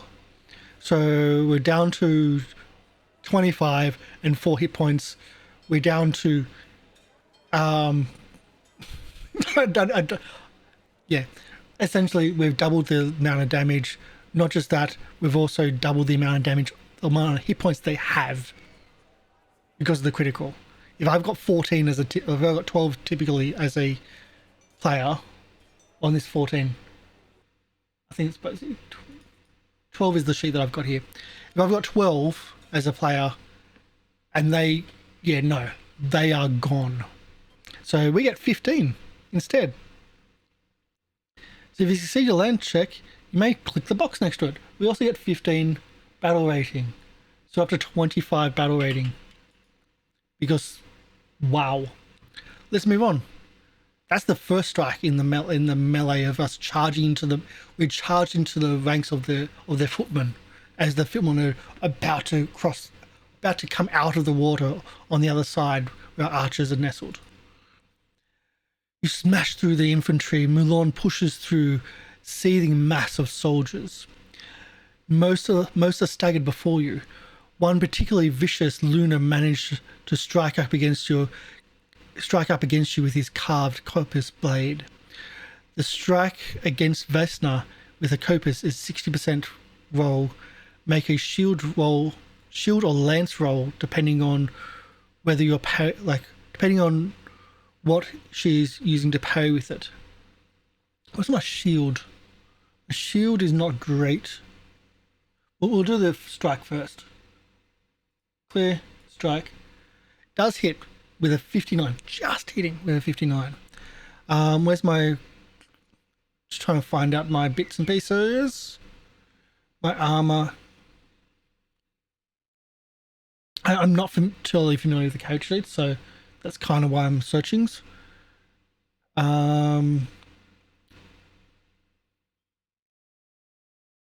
So medium shield 55 or parry with the lance, which is currently at 90, I think.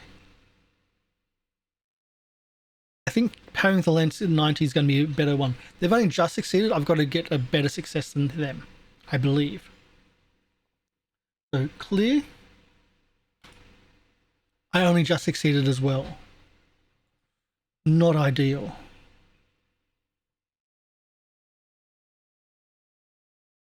That would have failed as well if that was a if I was parrying with my proper shield. So let's say as long as you succeeded, she can reduce the damage by her lance's hit points. Oh, lances have hit points. Crap. I've just had my lance snapped. Shit. Okay, it does. It's a normal. It does 1d8 plus 4. So 1d8 plus 1 plus 1d4. 11. Snapped my lance. Shit. I had 90 on that ability. 90. Bugger. Oh well, I've got other weapons. But it's parried. I didn't take the damage. My lance did. It was reduced the shield bypass. Attacker.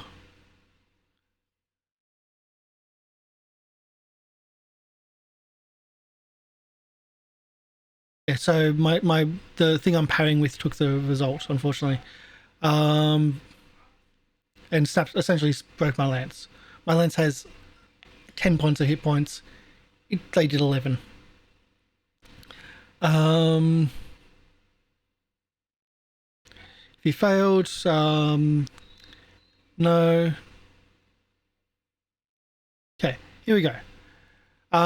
If Aesna's legs or abdomen were compromised, no. Even if your arms were compromised, no. If she was knocked unconscious, no. If Aesna was killed by the attack, go to this. If Maloon's forequarters were reduced, go to that. If Aesna casts the mobility spell, it fades. Okay. There's a lot of options which didn't seem to be right. If her chest was compromised, or she's knocked out, or if she flees the battle in search for head healing, go to 86. No. If she was killed, go to that. If Mulan's forequarters were reduced, go to this. No. Otherwise, the spell fades and go to 79. I think that's the only one out of there. If you see your skill, you may add to the check mark. Yes, we did. Failed. Okay, I think we're done. We go to 79. Let's do this. Out of range from attacks, Mulong turns, circles, the massed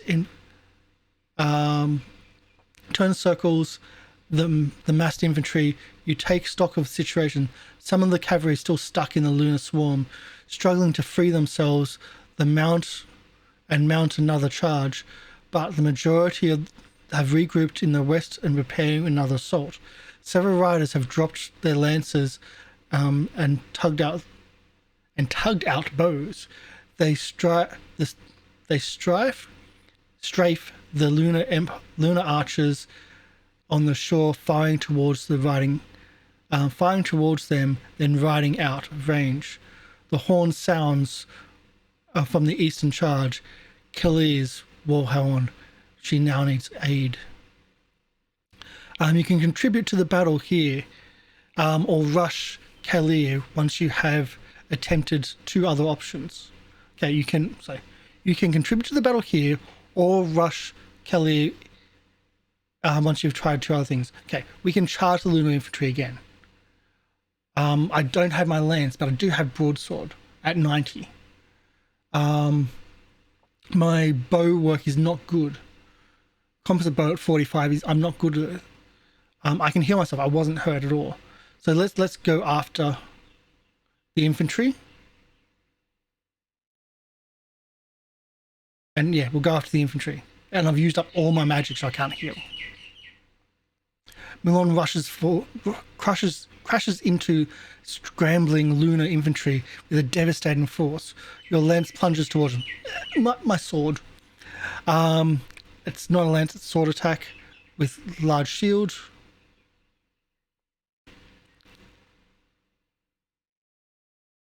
So again, we've got 90 on this ability. 31, just above a significant, or a special in this case.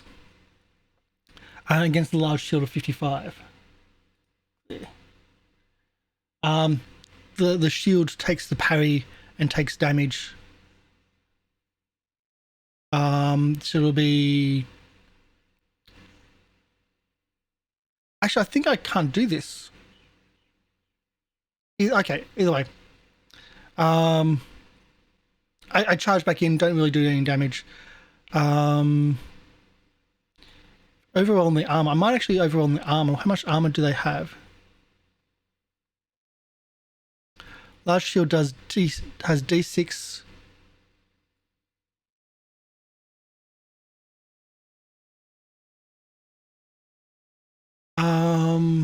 Trying to find out how much armor that does. 16. I'm not going to overwhelm the armor, but we do some extra. We come back out.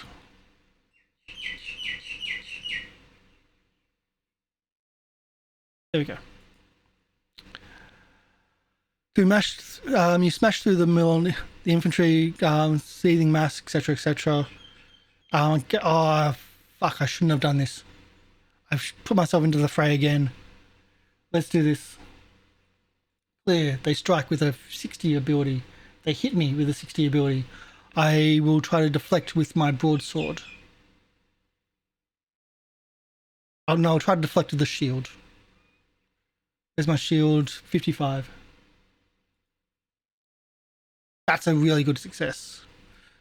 So that is... If the attacker rolled the same success level as you or higher, Vesna's weapon takes the damage. Okay.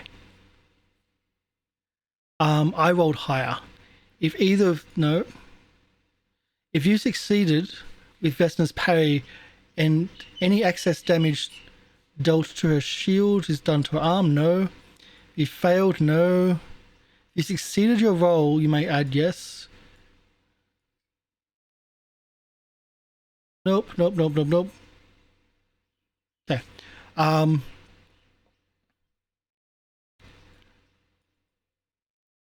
You may reduce the... Okay, it's just a success fail, apparently. There's no extras, but okay. They're doing 1d8 plus 1d4. So that's 10. Shield has now... How many hit points? Shield has 2 hit points left.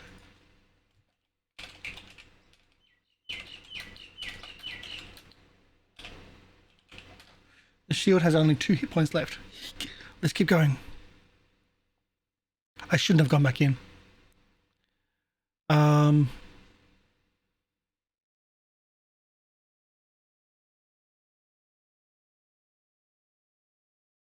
don't have that, but let's go in. Okay, up to 79. Let's try to harry the archers.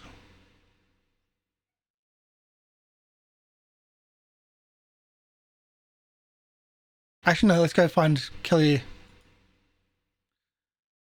From your vantage atop Moulin, you see Kelly leap down from a smoky grey mount, one of the finest beasts from her uncle's stables. Kelly draws her sword through a scabbard and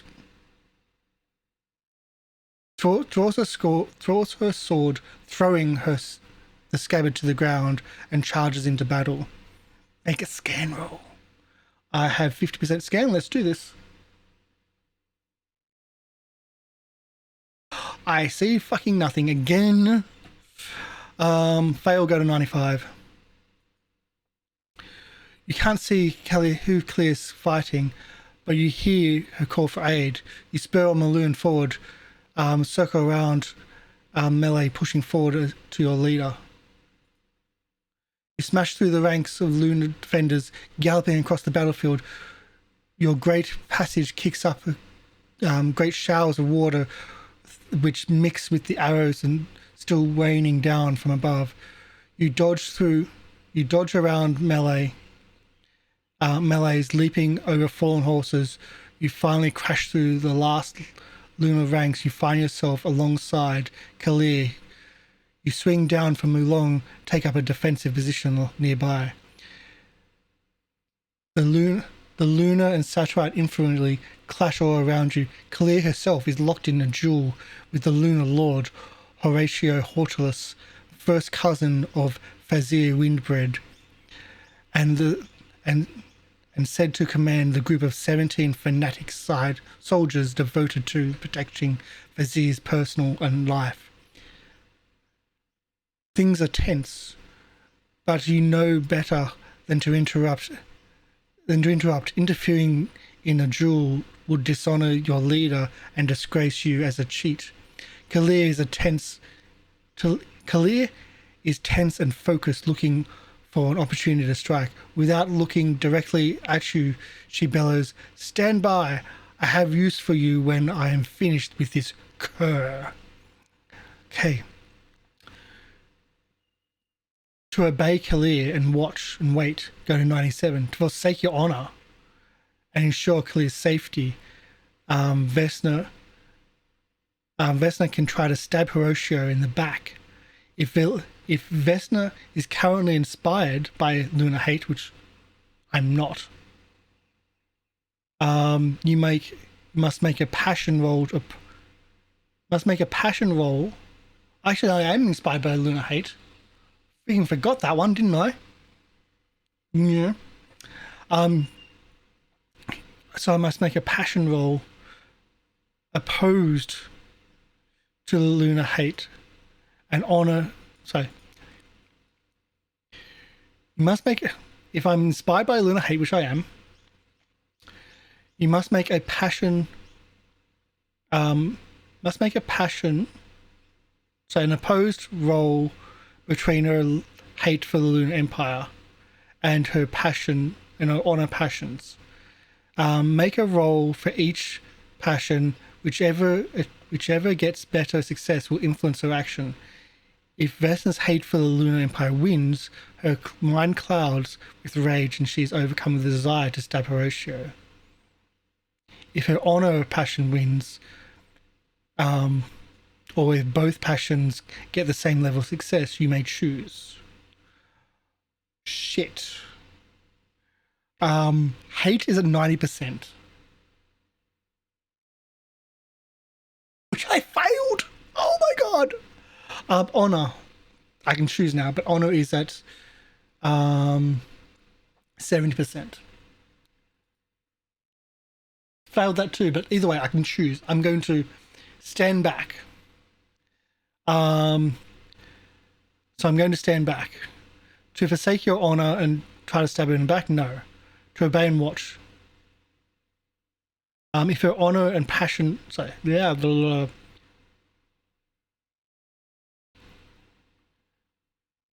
Yeah, I'm going to stand back. You can always choose what your adventurer chooses to do, regardless of what your passion essentially says, but immediately reduce that hatred one to 80. Yeah. Either way, let's do.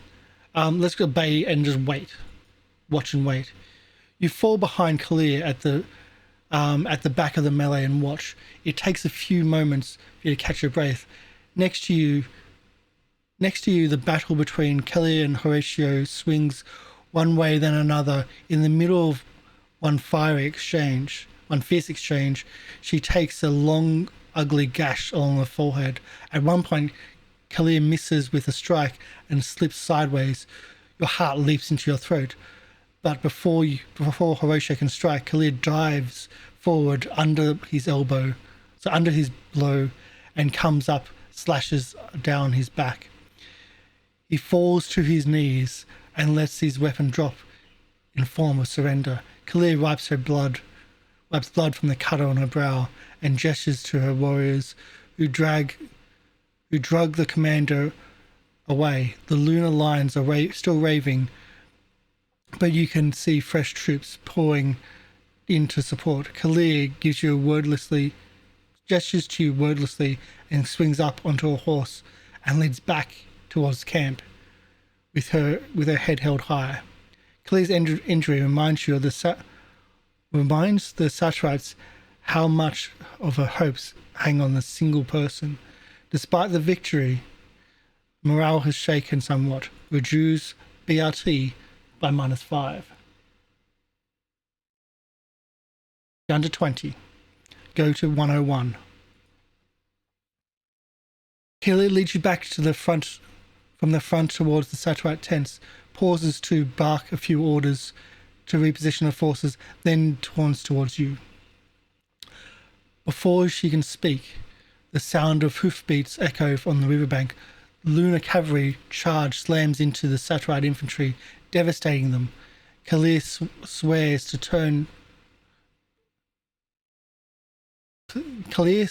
and turns back to you. Listen to me. We have a reserve of cavalry hidden in Dangerfield village, but something has interrupted our order to attack. Go south. There's a signal camp hidden in the cliffs. You must have passed it coming to the isle. Get the messengers to send an alert. Blow the horn yourself if you must. Here we go. This is the spot hiddens we keep on missing. The scans. She clasps your forehead and then turns and darts towards a pack of Saturite archers and draws their weapons. They draw their weapons as she approaches and then join her in charge to reinforce the Saturite front line. You are left alone in the middle of the camp. The fate of the battle hangs with you. If Vasna is inspired,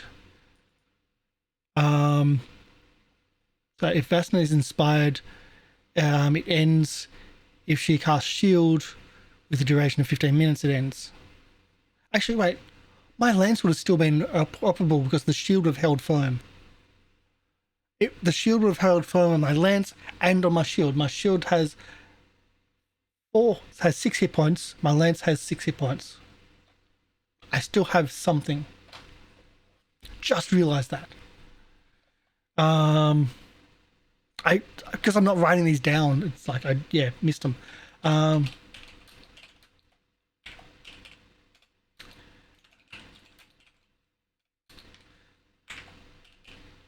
There we go.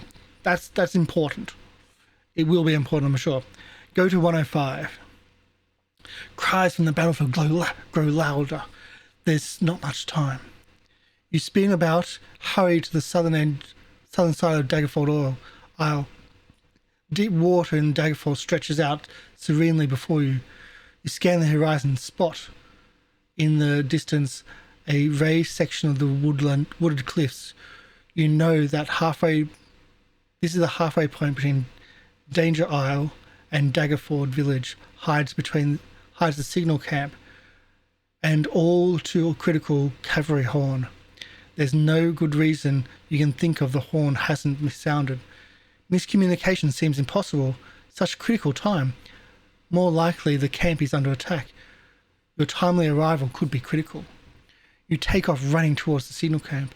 It will be a long trip, but you can plan your approach on the way. You can head straight for the gate, or climb up the cliffs approaching the signal camp from the rear. If the signal camp is overrun, this could let your approach surprise your attack. What's my climb? My climbing I don't think is good.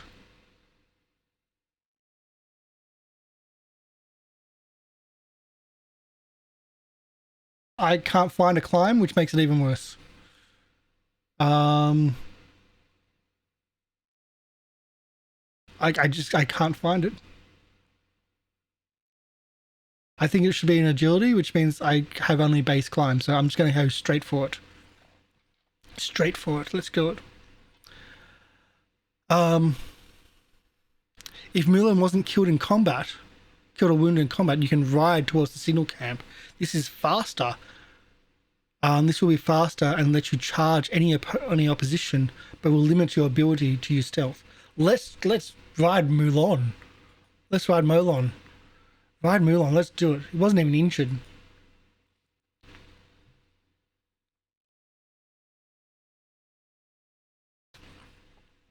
The ride to the signal camp will take a few minutes. You mount Mulan and spur him towards the way. With rumbling growl, he shifts his enormous bulk and you cut through the waters of Daggerford like a knife. Halfway across the creek, you spot a movement out of the corner of your eye. It appears a single lunar rider has split away from the group and is moving quickly towards you. You don't know what they're doing this far away from the fighting. The rider spots you moving across the creek and moves to intercept you. You don't have time to get caught up in a battle. You urge your bison to outpace the lunar rider. Make a ride check against their opponent's ride check of 50. If you roll a better success, go to 150. If you roll the same or less, 15. Let's do it. We have 70 for riding bison. Yep, I just spotted that. We pass. They have a 50-50. They pass. Better though. Let's go to 116. We're going to be intercepted. You ride flat out. The ground turns to a blur beneath you. Every muscle aches as you lean forward in your saddle.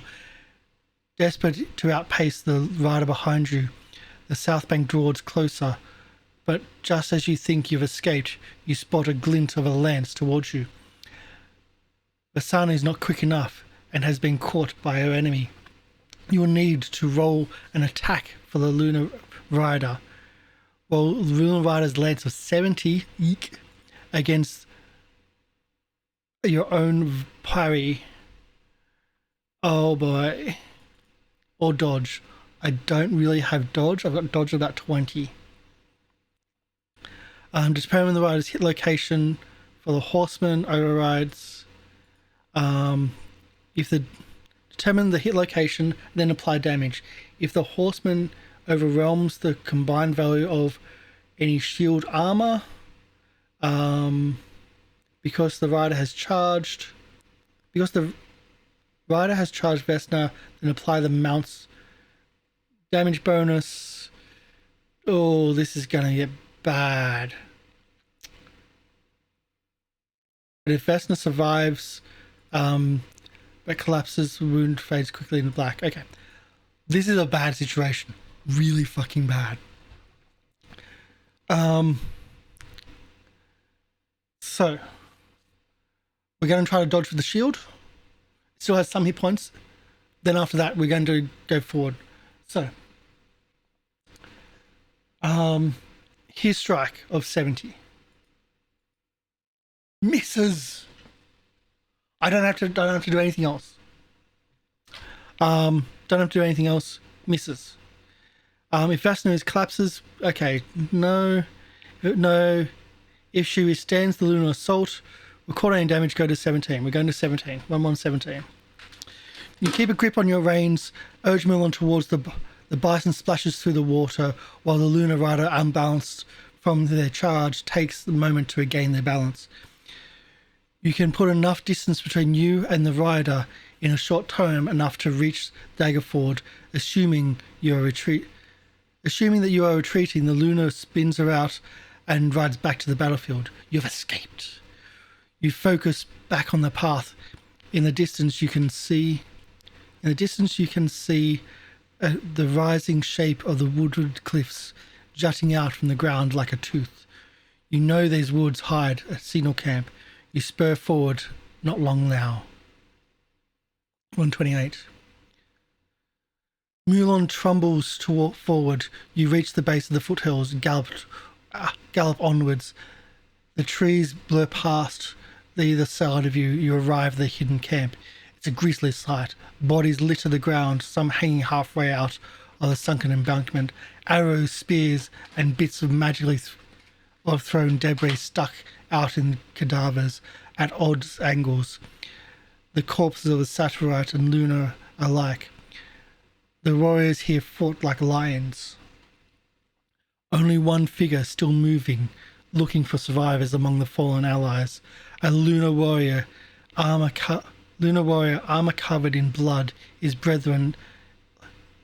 blood of his brethren and yours.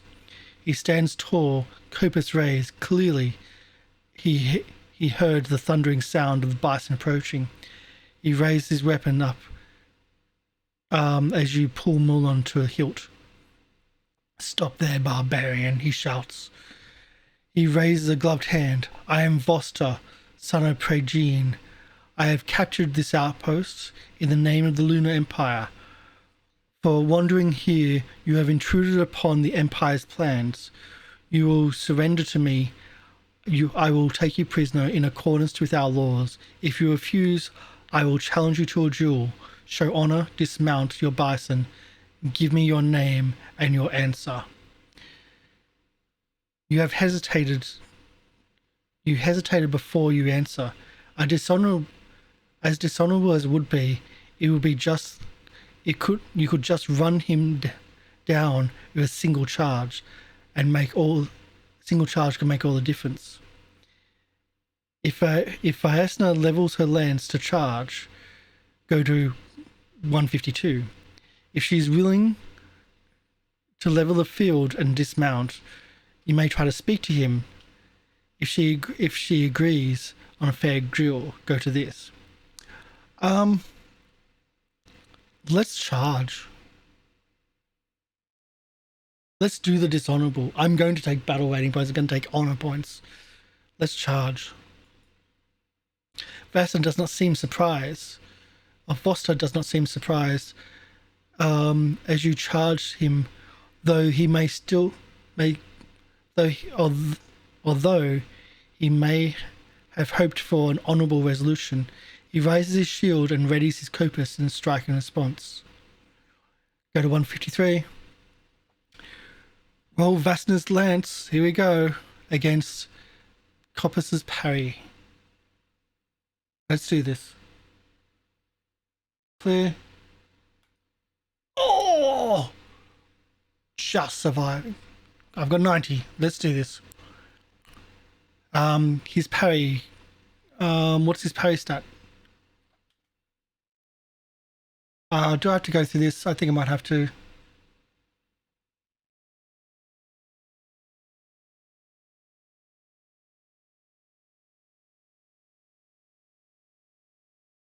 Nope.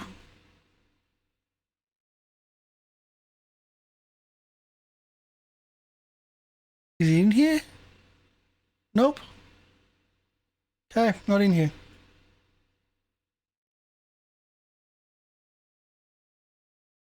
So I'm going to have to go to this one, which I'm sorry is not lined because I did not expect to be using it. I might be able to align it a little bit.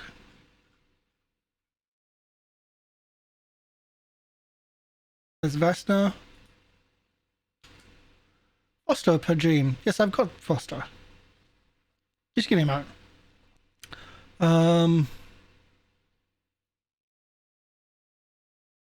So I do have Foster in here.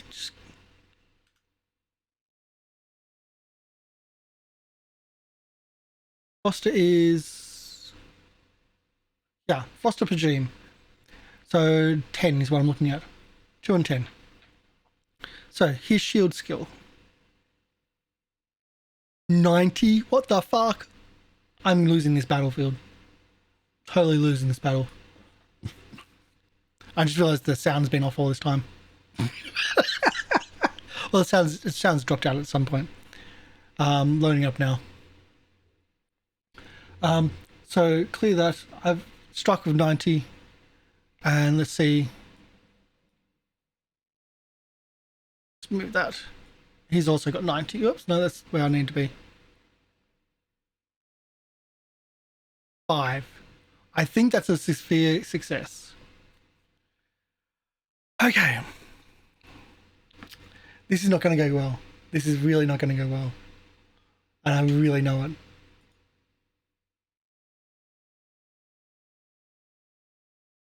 That's what I want, that one. So I strike. Try to get the advantage. I might actually be able to damage his shield, which could be an advantage. Like, it actually might be an advantage if I can damage his shield and destroy his shield in one shot. So we'll do a... He's parried. We've done that. Takes damage to his shield. His shield has a lot of hit points. The large shield has 16 hit points, but I'm on a charging bison. Charging bison does a lot of damage. So...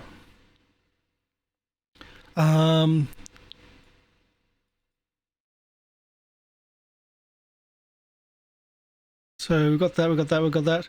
So 1d10 plus 3d6 plus 1. So 1d10? Really? 3d6. So 5, 6, 10. Well, we've taken 10 points off his shield.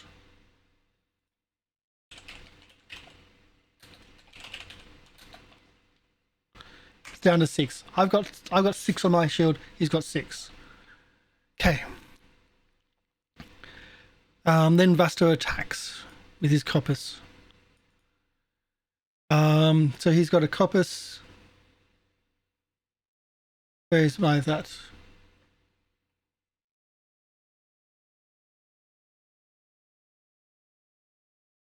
80% on his coppice. That's a pass. I need 50 for my shield. Pass. I take damage from my shield. He does 1d8 plus 1 plus that.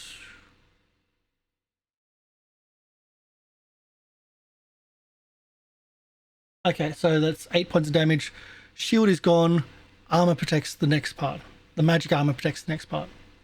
So my shield is gone. Okay, not good.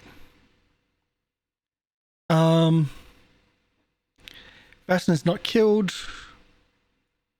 If Vasna wishes to surrender, no.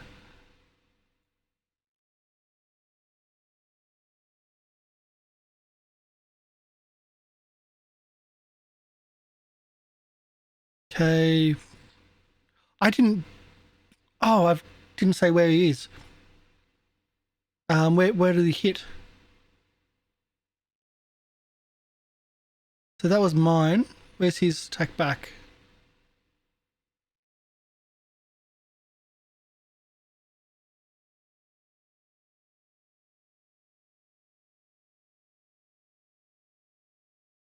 So I'm trying to find his attack back of which locations.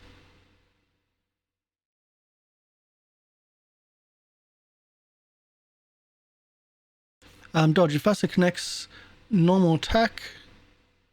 No, it wasn't because it's all parried. It's all done. All done. Millen's, no, it's not done. No, no, no. I don't wish to surrender. Vasna's killed. No. If she was not conscious, no.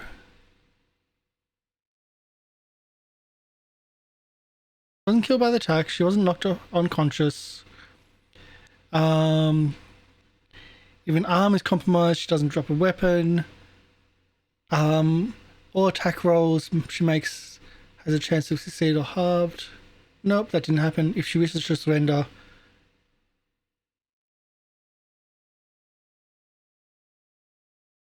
Okay, none of that happened, so we just go to 54. Take note, this entry will... take note of this entry.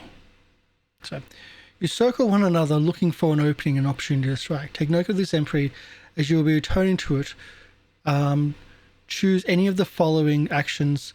You may choose the same action multiple times. Each time Vasna completes 3 actions.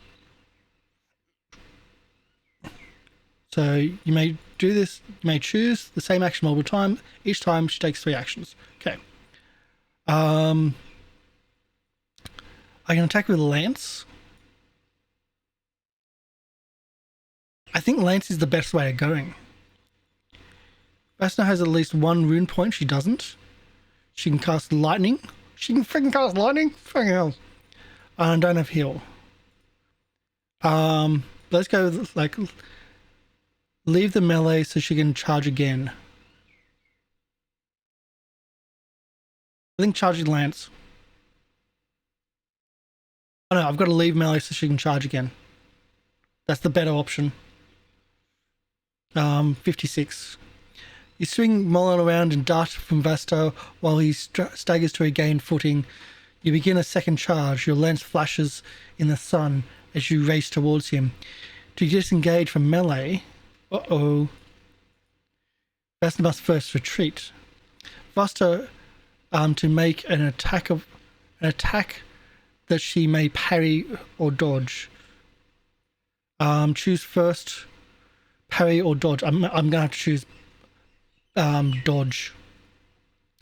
And then roll his Copus attack. So 80 to attack. Hits. Shit. Dodge. I got 22%, I think. It doesn't. He hits me. If he connects, D8 plus D4 plus 1. Combat is nasty. Oops.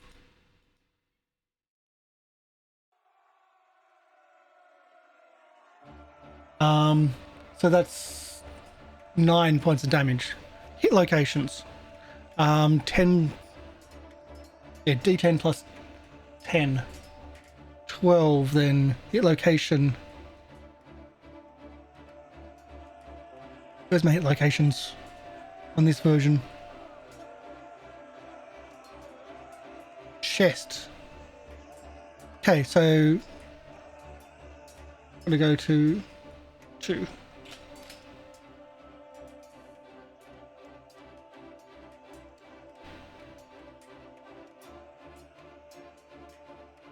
Chest is 12. I just realized I've been looking at the bison's hit locations, not mine. Wrong one. Either way, they've been legit. They've been pretty much legit anyway. So I've got a hind leg, which is like, what hind? No. Either way. So hit location 12, which is chest. I've got 5 points of armor, plus 4. I've got 9 points of armor. He did 9 points of damage. I'm just surviving, so no damage. I'm good. If I dodged and rolled equal to the attack, Vesna takes no damage. No, all good. Yep, I'm all good. Everything's fine and dandy. Vesna wishes to surrender. No, go to here. Mulan moves forward with a great roar. You can see the fear in Vesna's as you thrust your lance towards him. Mulan, close the distance swiftly. Your lance flies towards Vesna. Vesna's roll my attack. Just passes. My god, I'm rolling high on these. I think that's bad. Against his shield.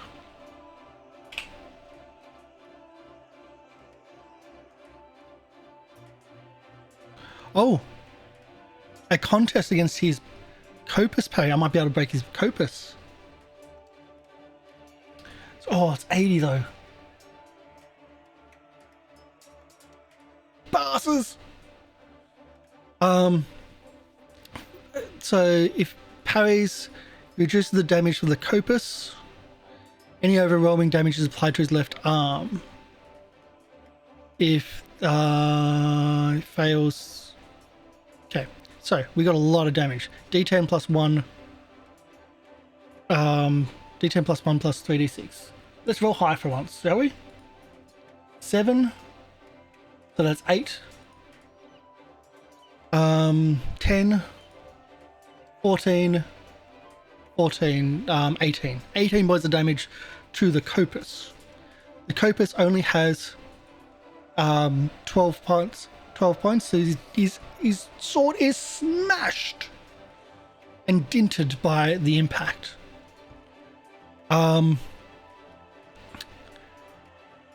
Which is cool. He does have daggers though, I will point that out. Not as good. So his Copus is smashed. There's 6 points above. Goes to his left arm. He has 6 points of armor on his left arm.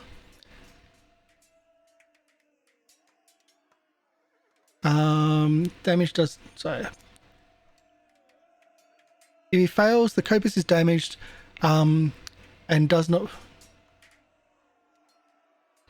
If he fumbles, let's read this again.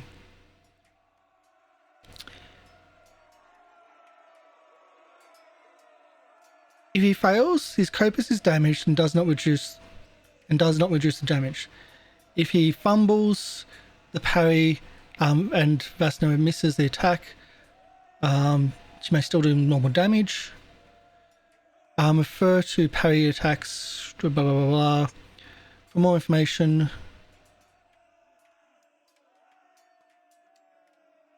On a normal success? Nope. It's not a critical.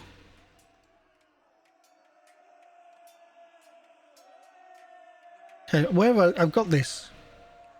If Asuna successfully parries, reduce the damage by the Copyrigtht hit points. Any overwhelming damage is applied to his left arm, reduced by armor. That's what I was checking, reduced by armor. So his armor just took 6 points of damage on his left arm.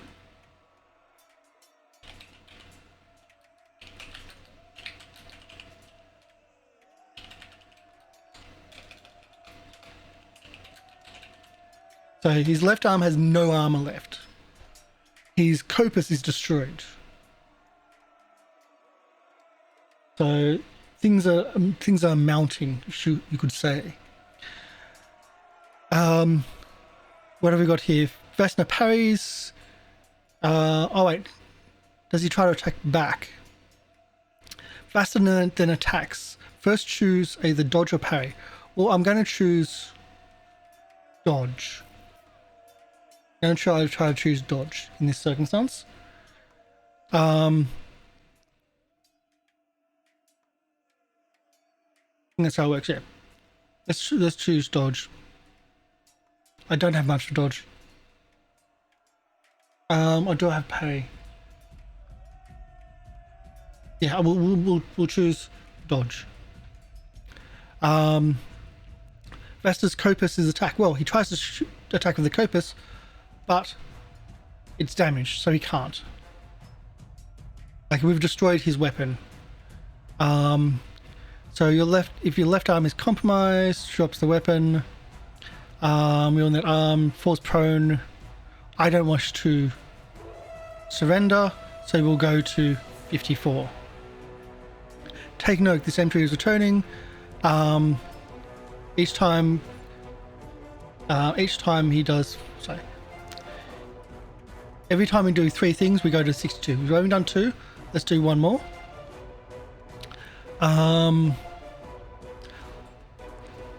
Let's leave and charge again.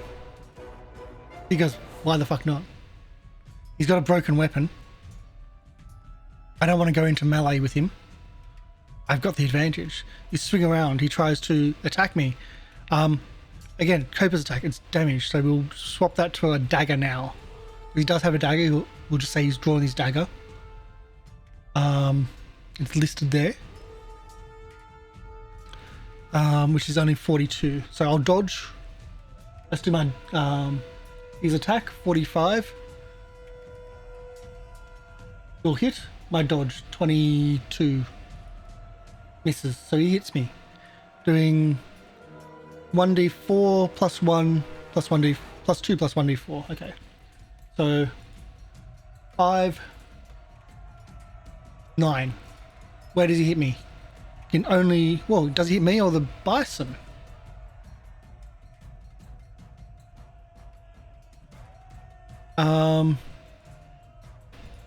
Let's do the hit to hit roll. I think anything low is 20. He tries to hit me. He tries to hit me in the head, for God's sake, with the dagger. Can he do that? Where's his 2-hit chance? Trying to skim, sorry.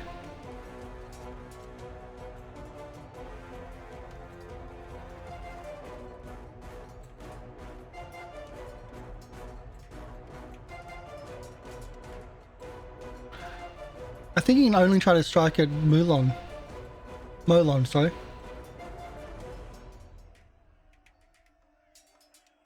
Well, all casters trying to hit me. It gets me for 1 point of damage in the head.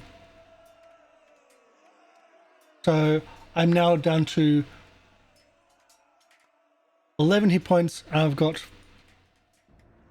1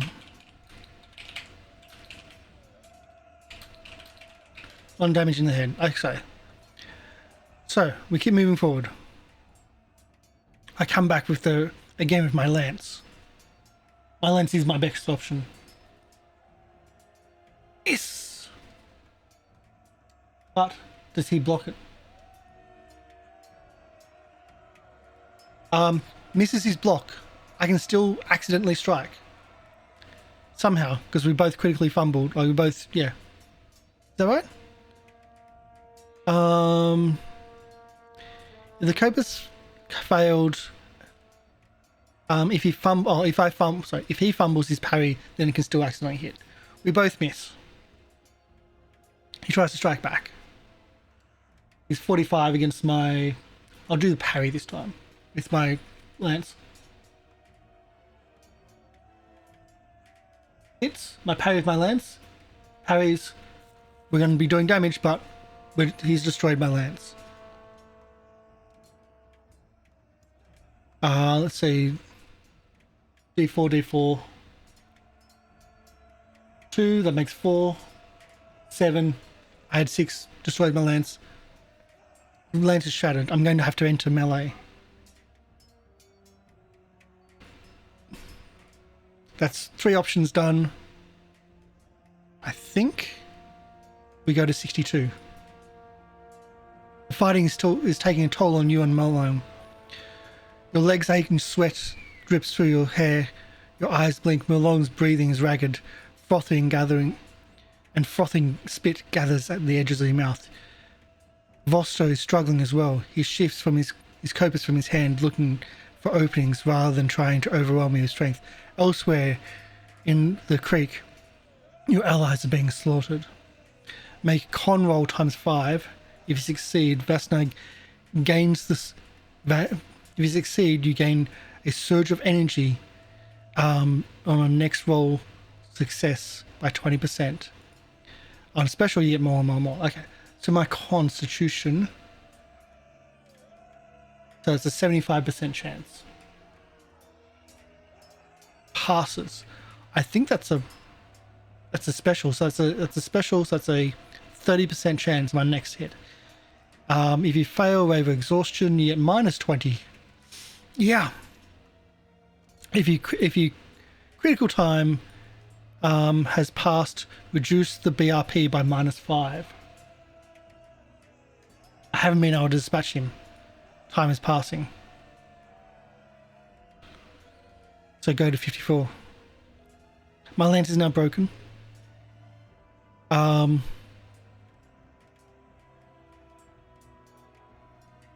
can't charge in. I have to... this is no longer an attack. We have to go...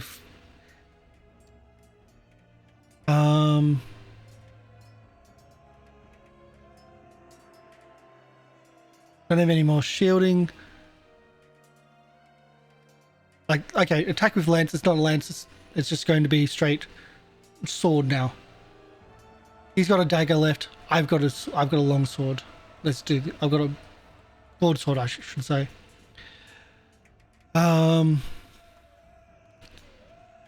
Both strike ranks. So, Vasna attacks with lance. Well, sword. He attacks with dagger. Both strike ranks are 6. Actually, they're not. His Copus is 6. What's my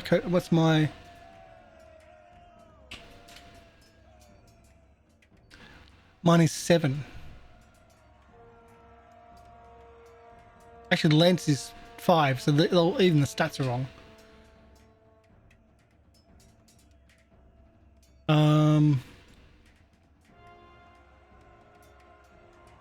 What's his dagger though? His dagger is 8 and 7. Okay. So I think highest goes first. Because dagger's got a strike length 8, so I'm guessing that's higher. So he goes first. I must choose to parry. I think parry with my shield. I've got 60 points left to my shield. He's got... Do we destroy his shield?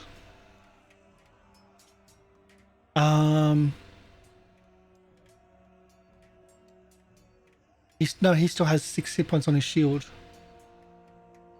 Crap. I destroyed his weapon, not his shield. going to be a slugfest.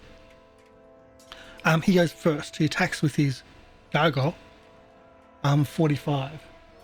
I think I'm going to parry with my shield. Misses. I don't need to parry. Cool. Actually, no, I still need to parry because I could critically fumble, but I critically succeeded. Doesn't do anything. I get plus 30 to my next attack. Let's do this.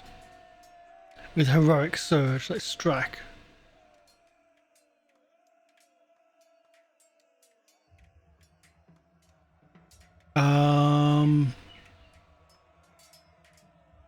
I successfully parried.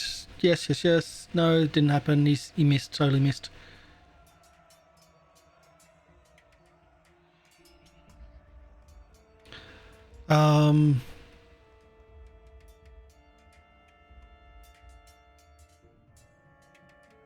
Roll dodge. No, no, no, no, no. Nope, nope, nope, nope. Don't want to do that. Okay, here we go. He chooses to parry with...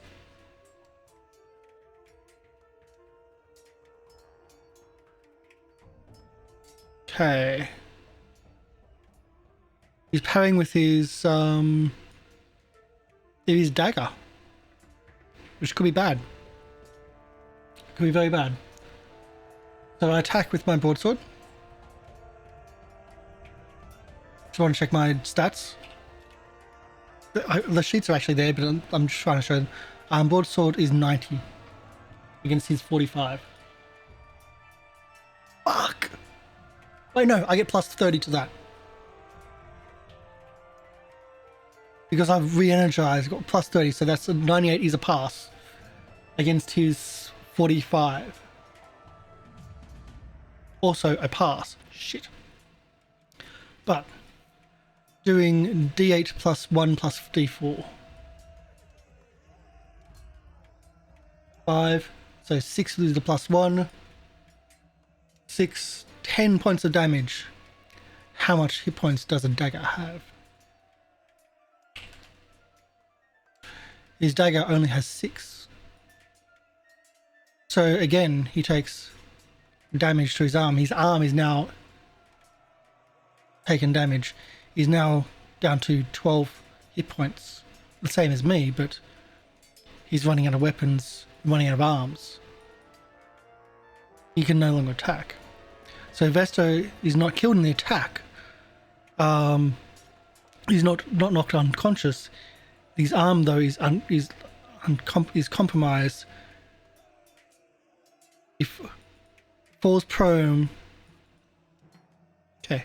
If his arm is compromised, which it now is, if he no longer uses his shield, weapon, or copus, he falls prone. If his leg or abdomen is compromised, all of his chances to attack are reduced by half.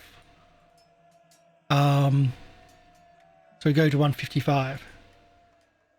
So all of his chances to attack now are halved. Got to scroll that up again.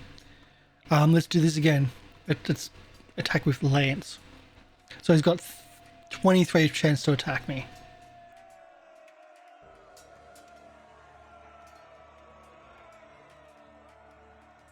He attacks first with his 23. Misses. Don't even have to parry. I strike back with my broadsword.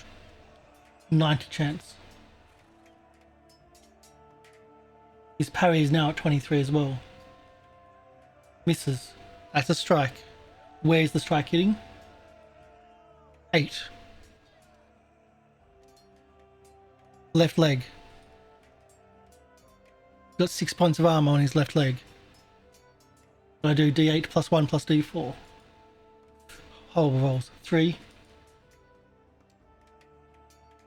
3, 6. 6 points of damage.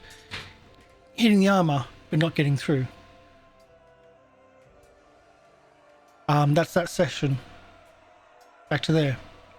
One more, and then we go back to the exhaustion phase. 23 for him to hit me. Actually does. I try to swipe it away with my parry. Which I do, just. So he damages my sword. For 6 points of damage to my sword.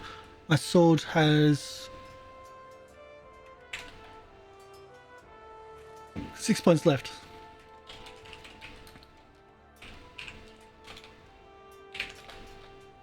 Okay, this is getting... We're running out of weapons here. I do have a battle axe though. I've got more weapons than he does. I attack him back with 90 to hit. His parries, but he doesn't. But his weapon's now damaged again and again, so he can't actually parry anymore.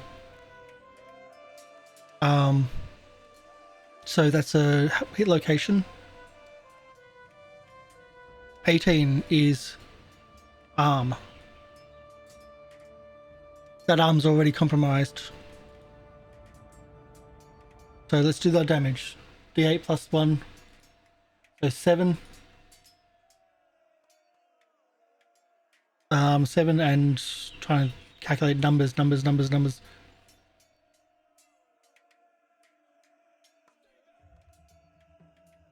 trying to think numbers here. Yeah, the 7, 2 is 9. I believe that puts him to unconscious. Yeah, so scrolling. Stop scrolling down, thank you. So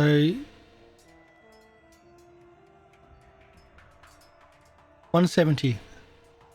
You swing Vesta parries, Vesta slashes, and you dodge out of the way. You dart around, thrust forward. There's a sickening thud. He's embedded in his side.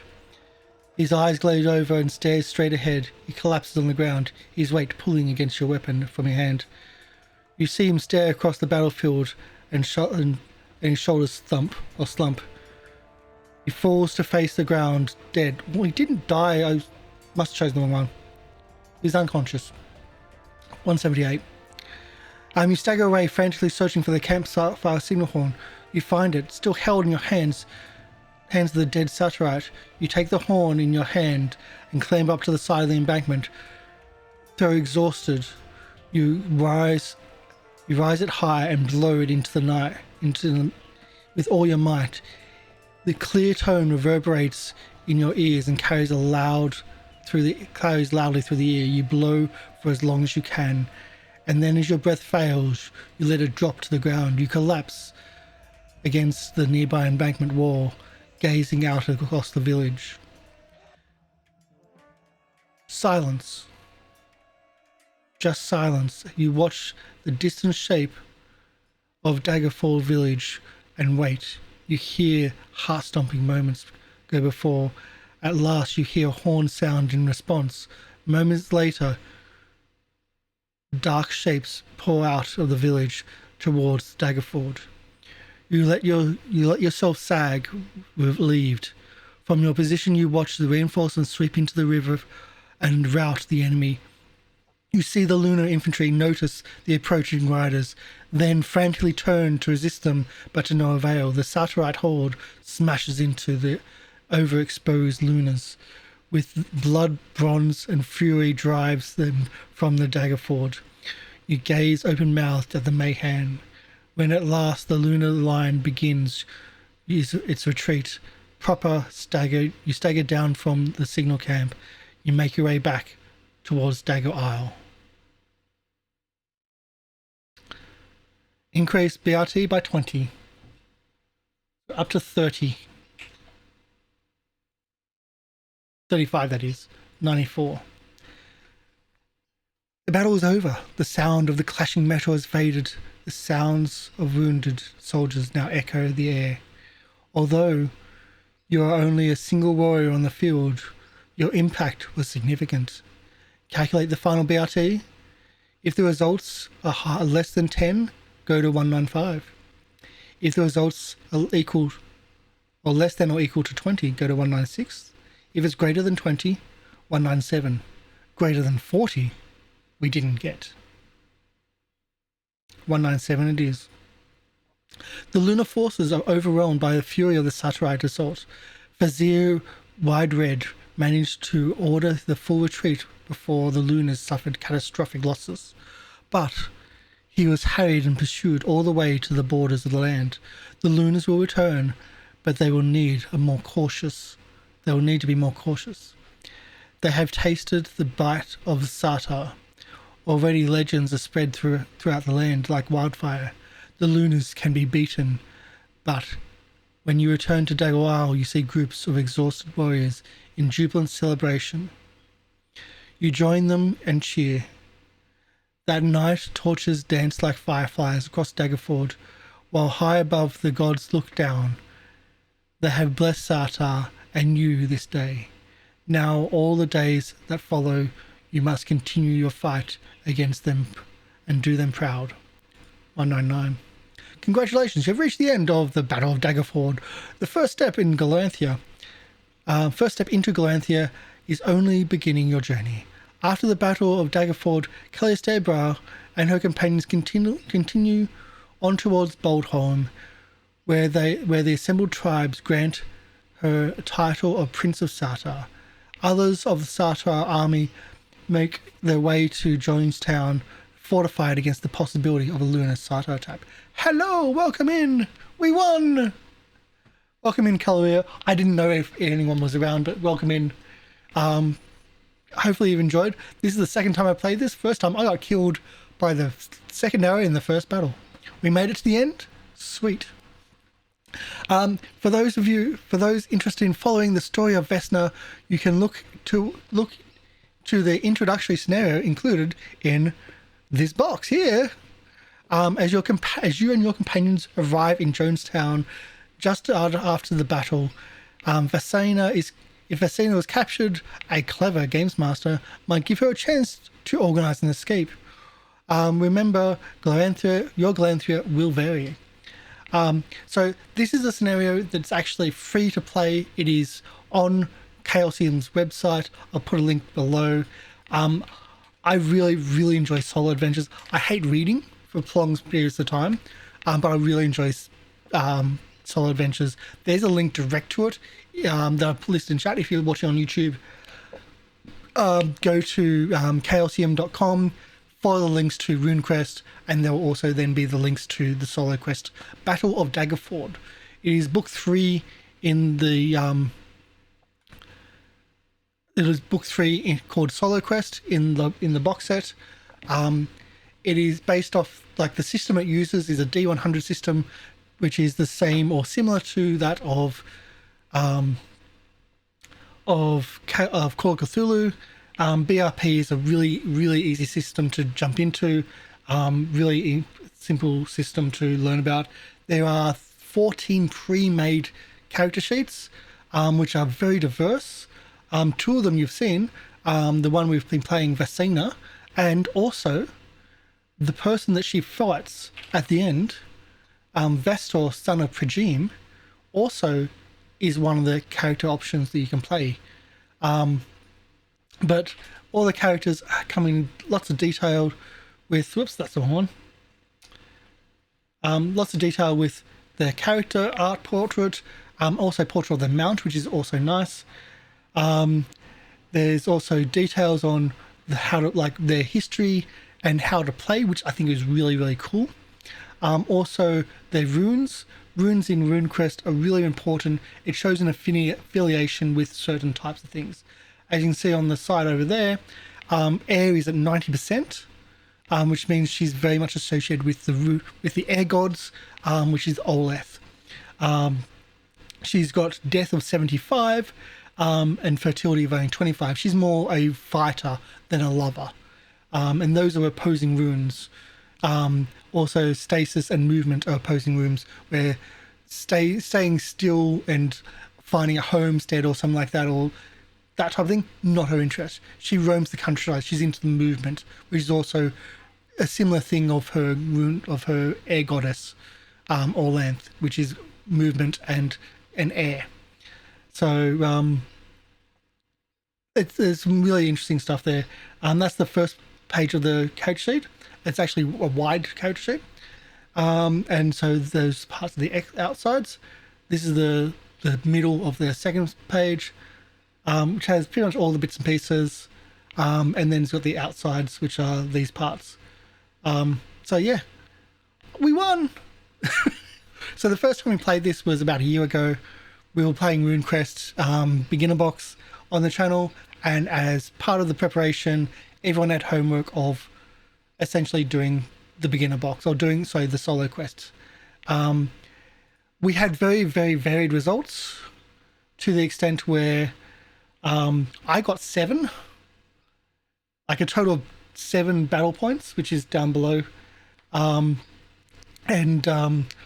we had someone get -17 somehow. So it's really good fun. Check it out. Everything that you need for it is on the website. So what I have in front of me, what we've seen right here, directly here, is the website itself. Below, what I've got below is actually, scroll down from that, is like just a separate capture. So you don't even need dice or anything. So if you don't have dice, you got virtual dice for you. You got record area. So you can record your BRP, your hit points, your rune stuff, and also the 2 character sheets that you need. So Vasana is the character sheet you use for the whole way along, and it's also got Voster, which is the one you fight at the end. But it's just a really self-contained thing. I highly recommend it. I'm a big fan of RuneQuest, and unfortunately, we haven't had enough of it played on the channel, but I really, really, really like it. If you've played role-playing games before, they're usually set in a high fantasy setting with Dungeons and Dragons and things like that, or Tunnels and Trolls. Yes, that's not a joke. Tunnels and Trolls is the second ever published role-playing game, and I've got it on my shelves behind the green screens. But this doesn't have any of that. You're playing humans.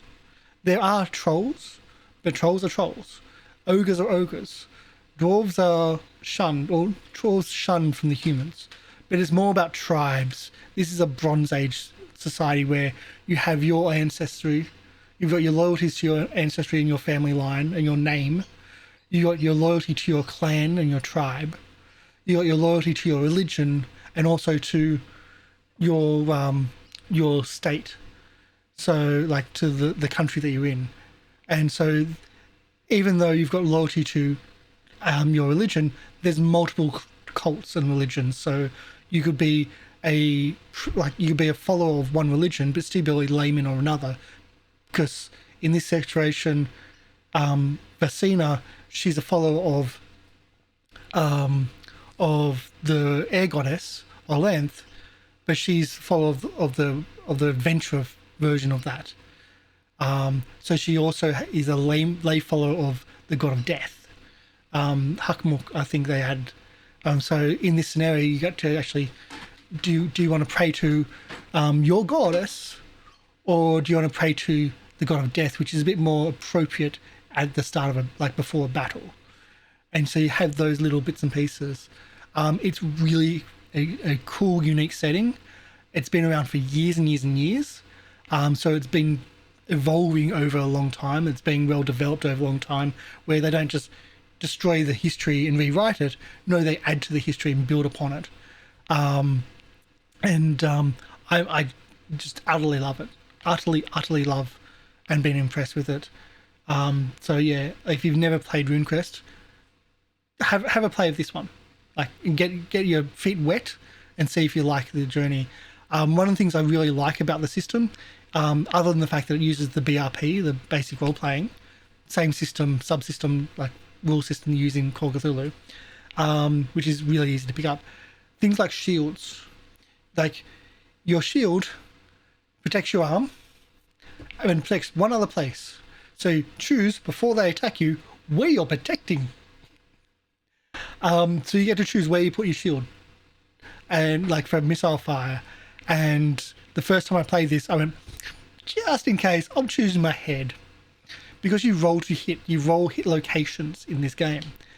And the first time I played this, they hit my head with a critical, which ignores armor, which just went through the shield and just like instant death. I'm like, yeah, just gone. First volley of arrows in the battle. I'm like, yep. But this time we got past it. I protected the shield, protected the head again, but we got further. We succeeded. But no, it's a great game. And even having the passions, like you have the runes, which you can see on this side. So if you're doing something that's all about fertility and love, you're trying to chat up someone, I could roll fertility to try to get a bonus to my next roll. I mean, I've only got 25 in fertility for this character sheet, but I'd use that to try to do to then get an advantage of the next roll. Often you'd use death instead for like an adventure type thing. But you also have passions and loyalties and hatreds for other things and people. So you'd have like a loyalty to your homeland. You could have a hatred for an enemy's homeland, or even a specific person. You could have a love or lust passion for a barmaid, and a hatred for her wife. And so when rolling that passion for the barmaid, you might like get a bonus to chatting her up and singing to her, or reading poetry or dancing to attract her attention. But then again, you've got her wife, like her husband or whatever, who then you've got a hatred for because, well, of course you've got a hatred for that. So then if you're having fisticuffs with that, you'd use that hatred to get a bonus to like fighting the husband. But if you want to try to save the husband, then that hatred passion actually works against you. You might actually be put in a situation where you have to work against your passions.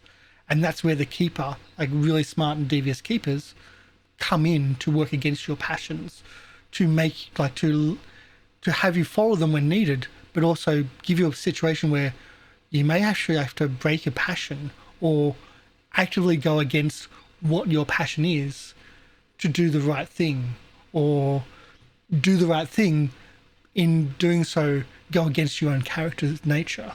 So I love that system, and it's a really, really simple system, and it's implemented really well. So this has been Glorantha.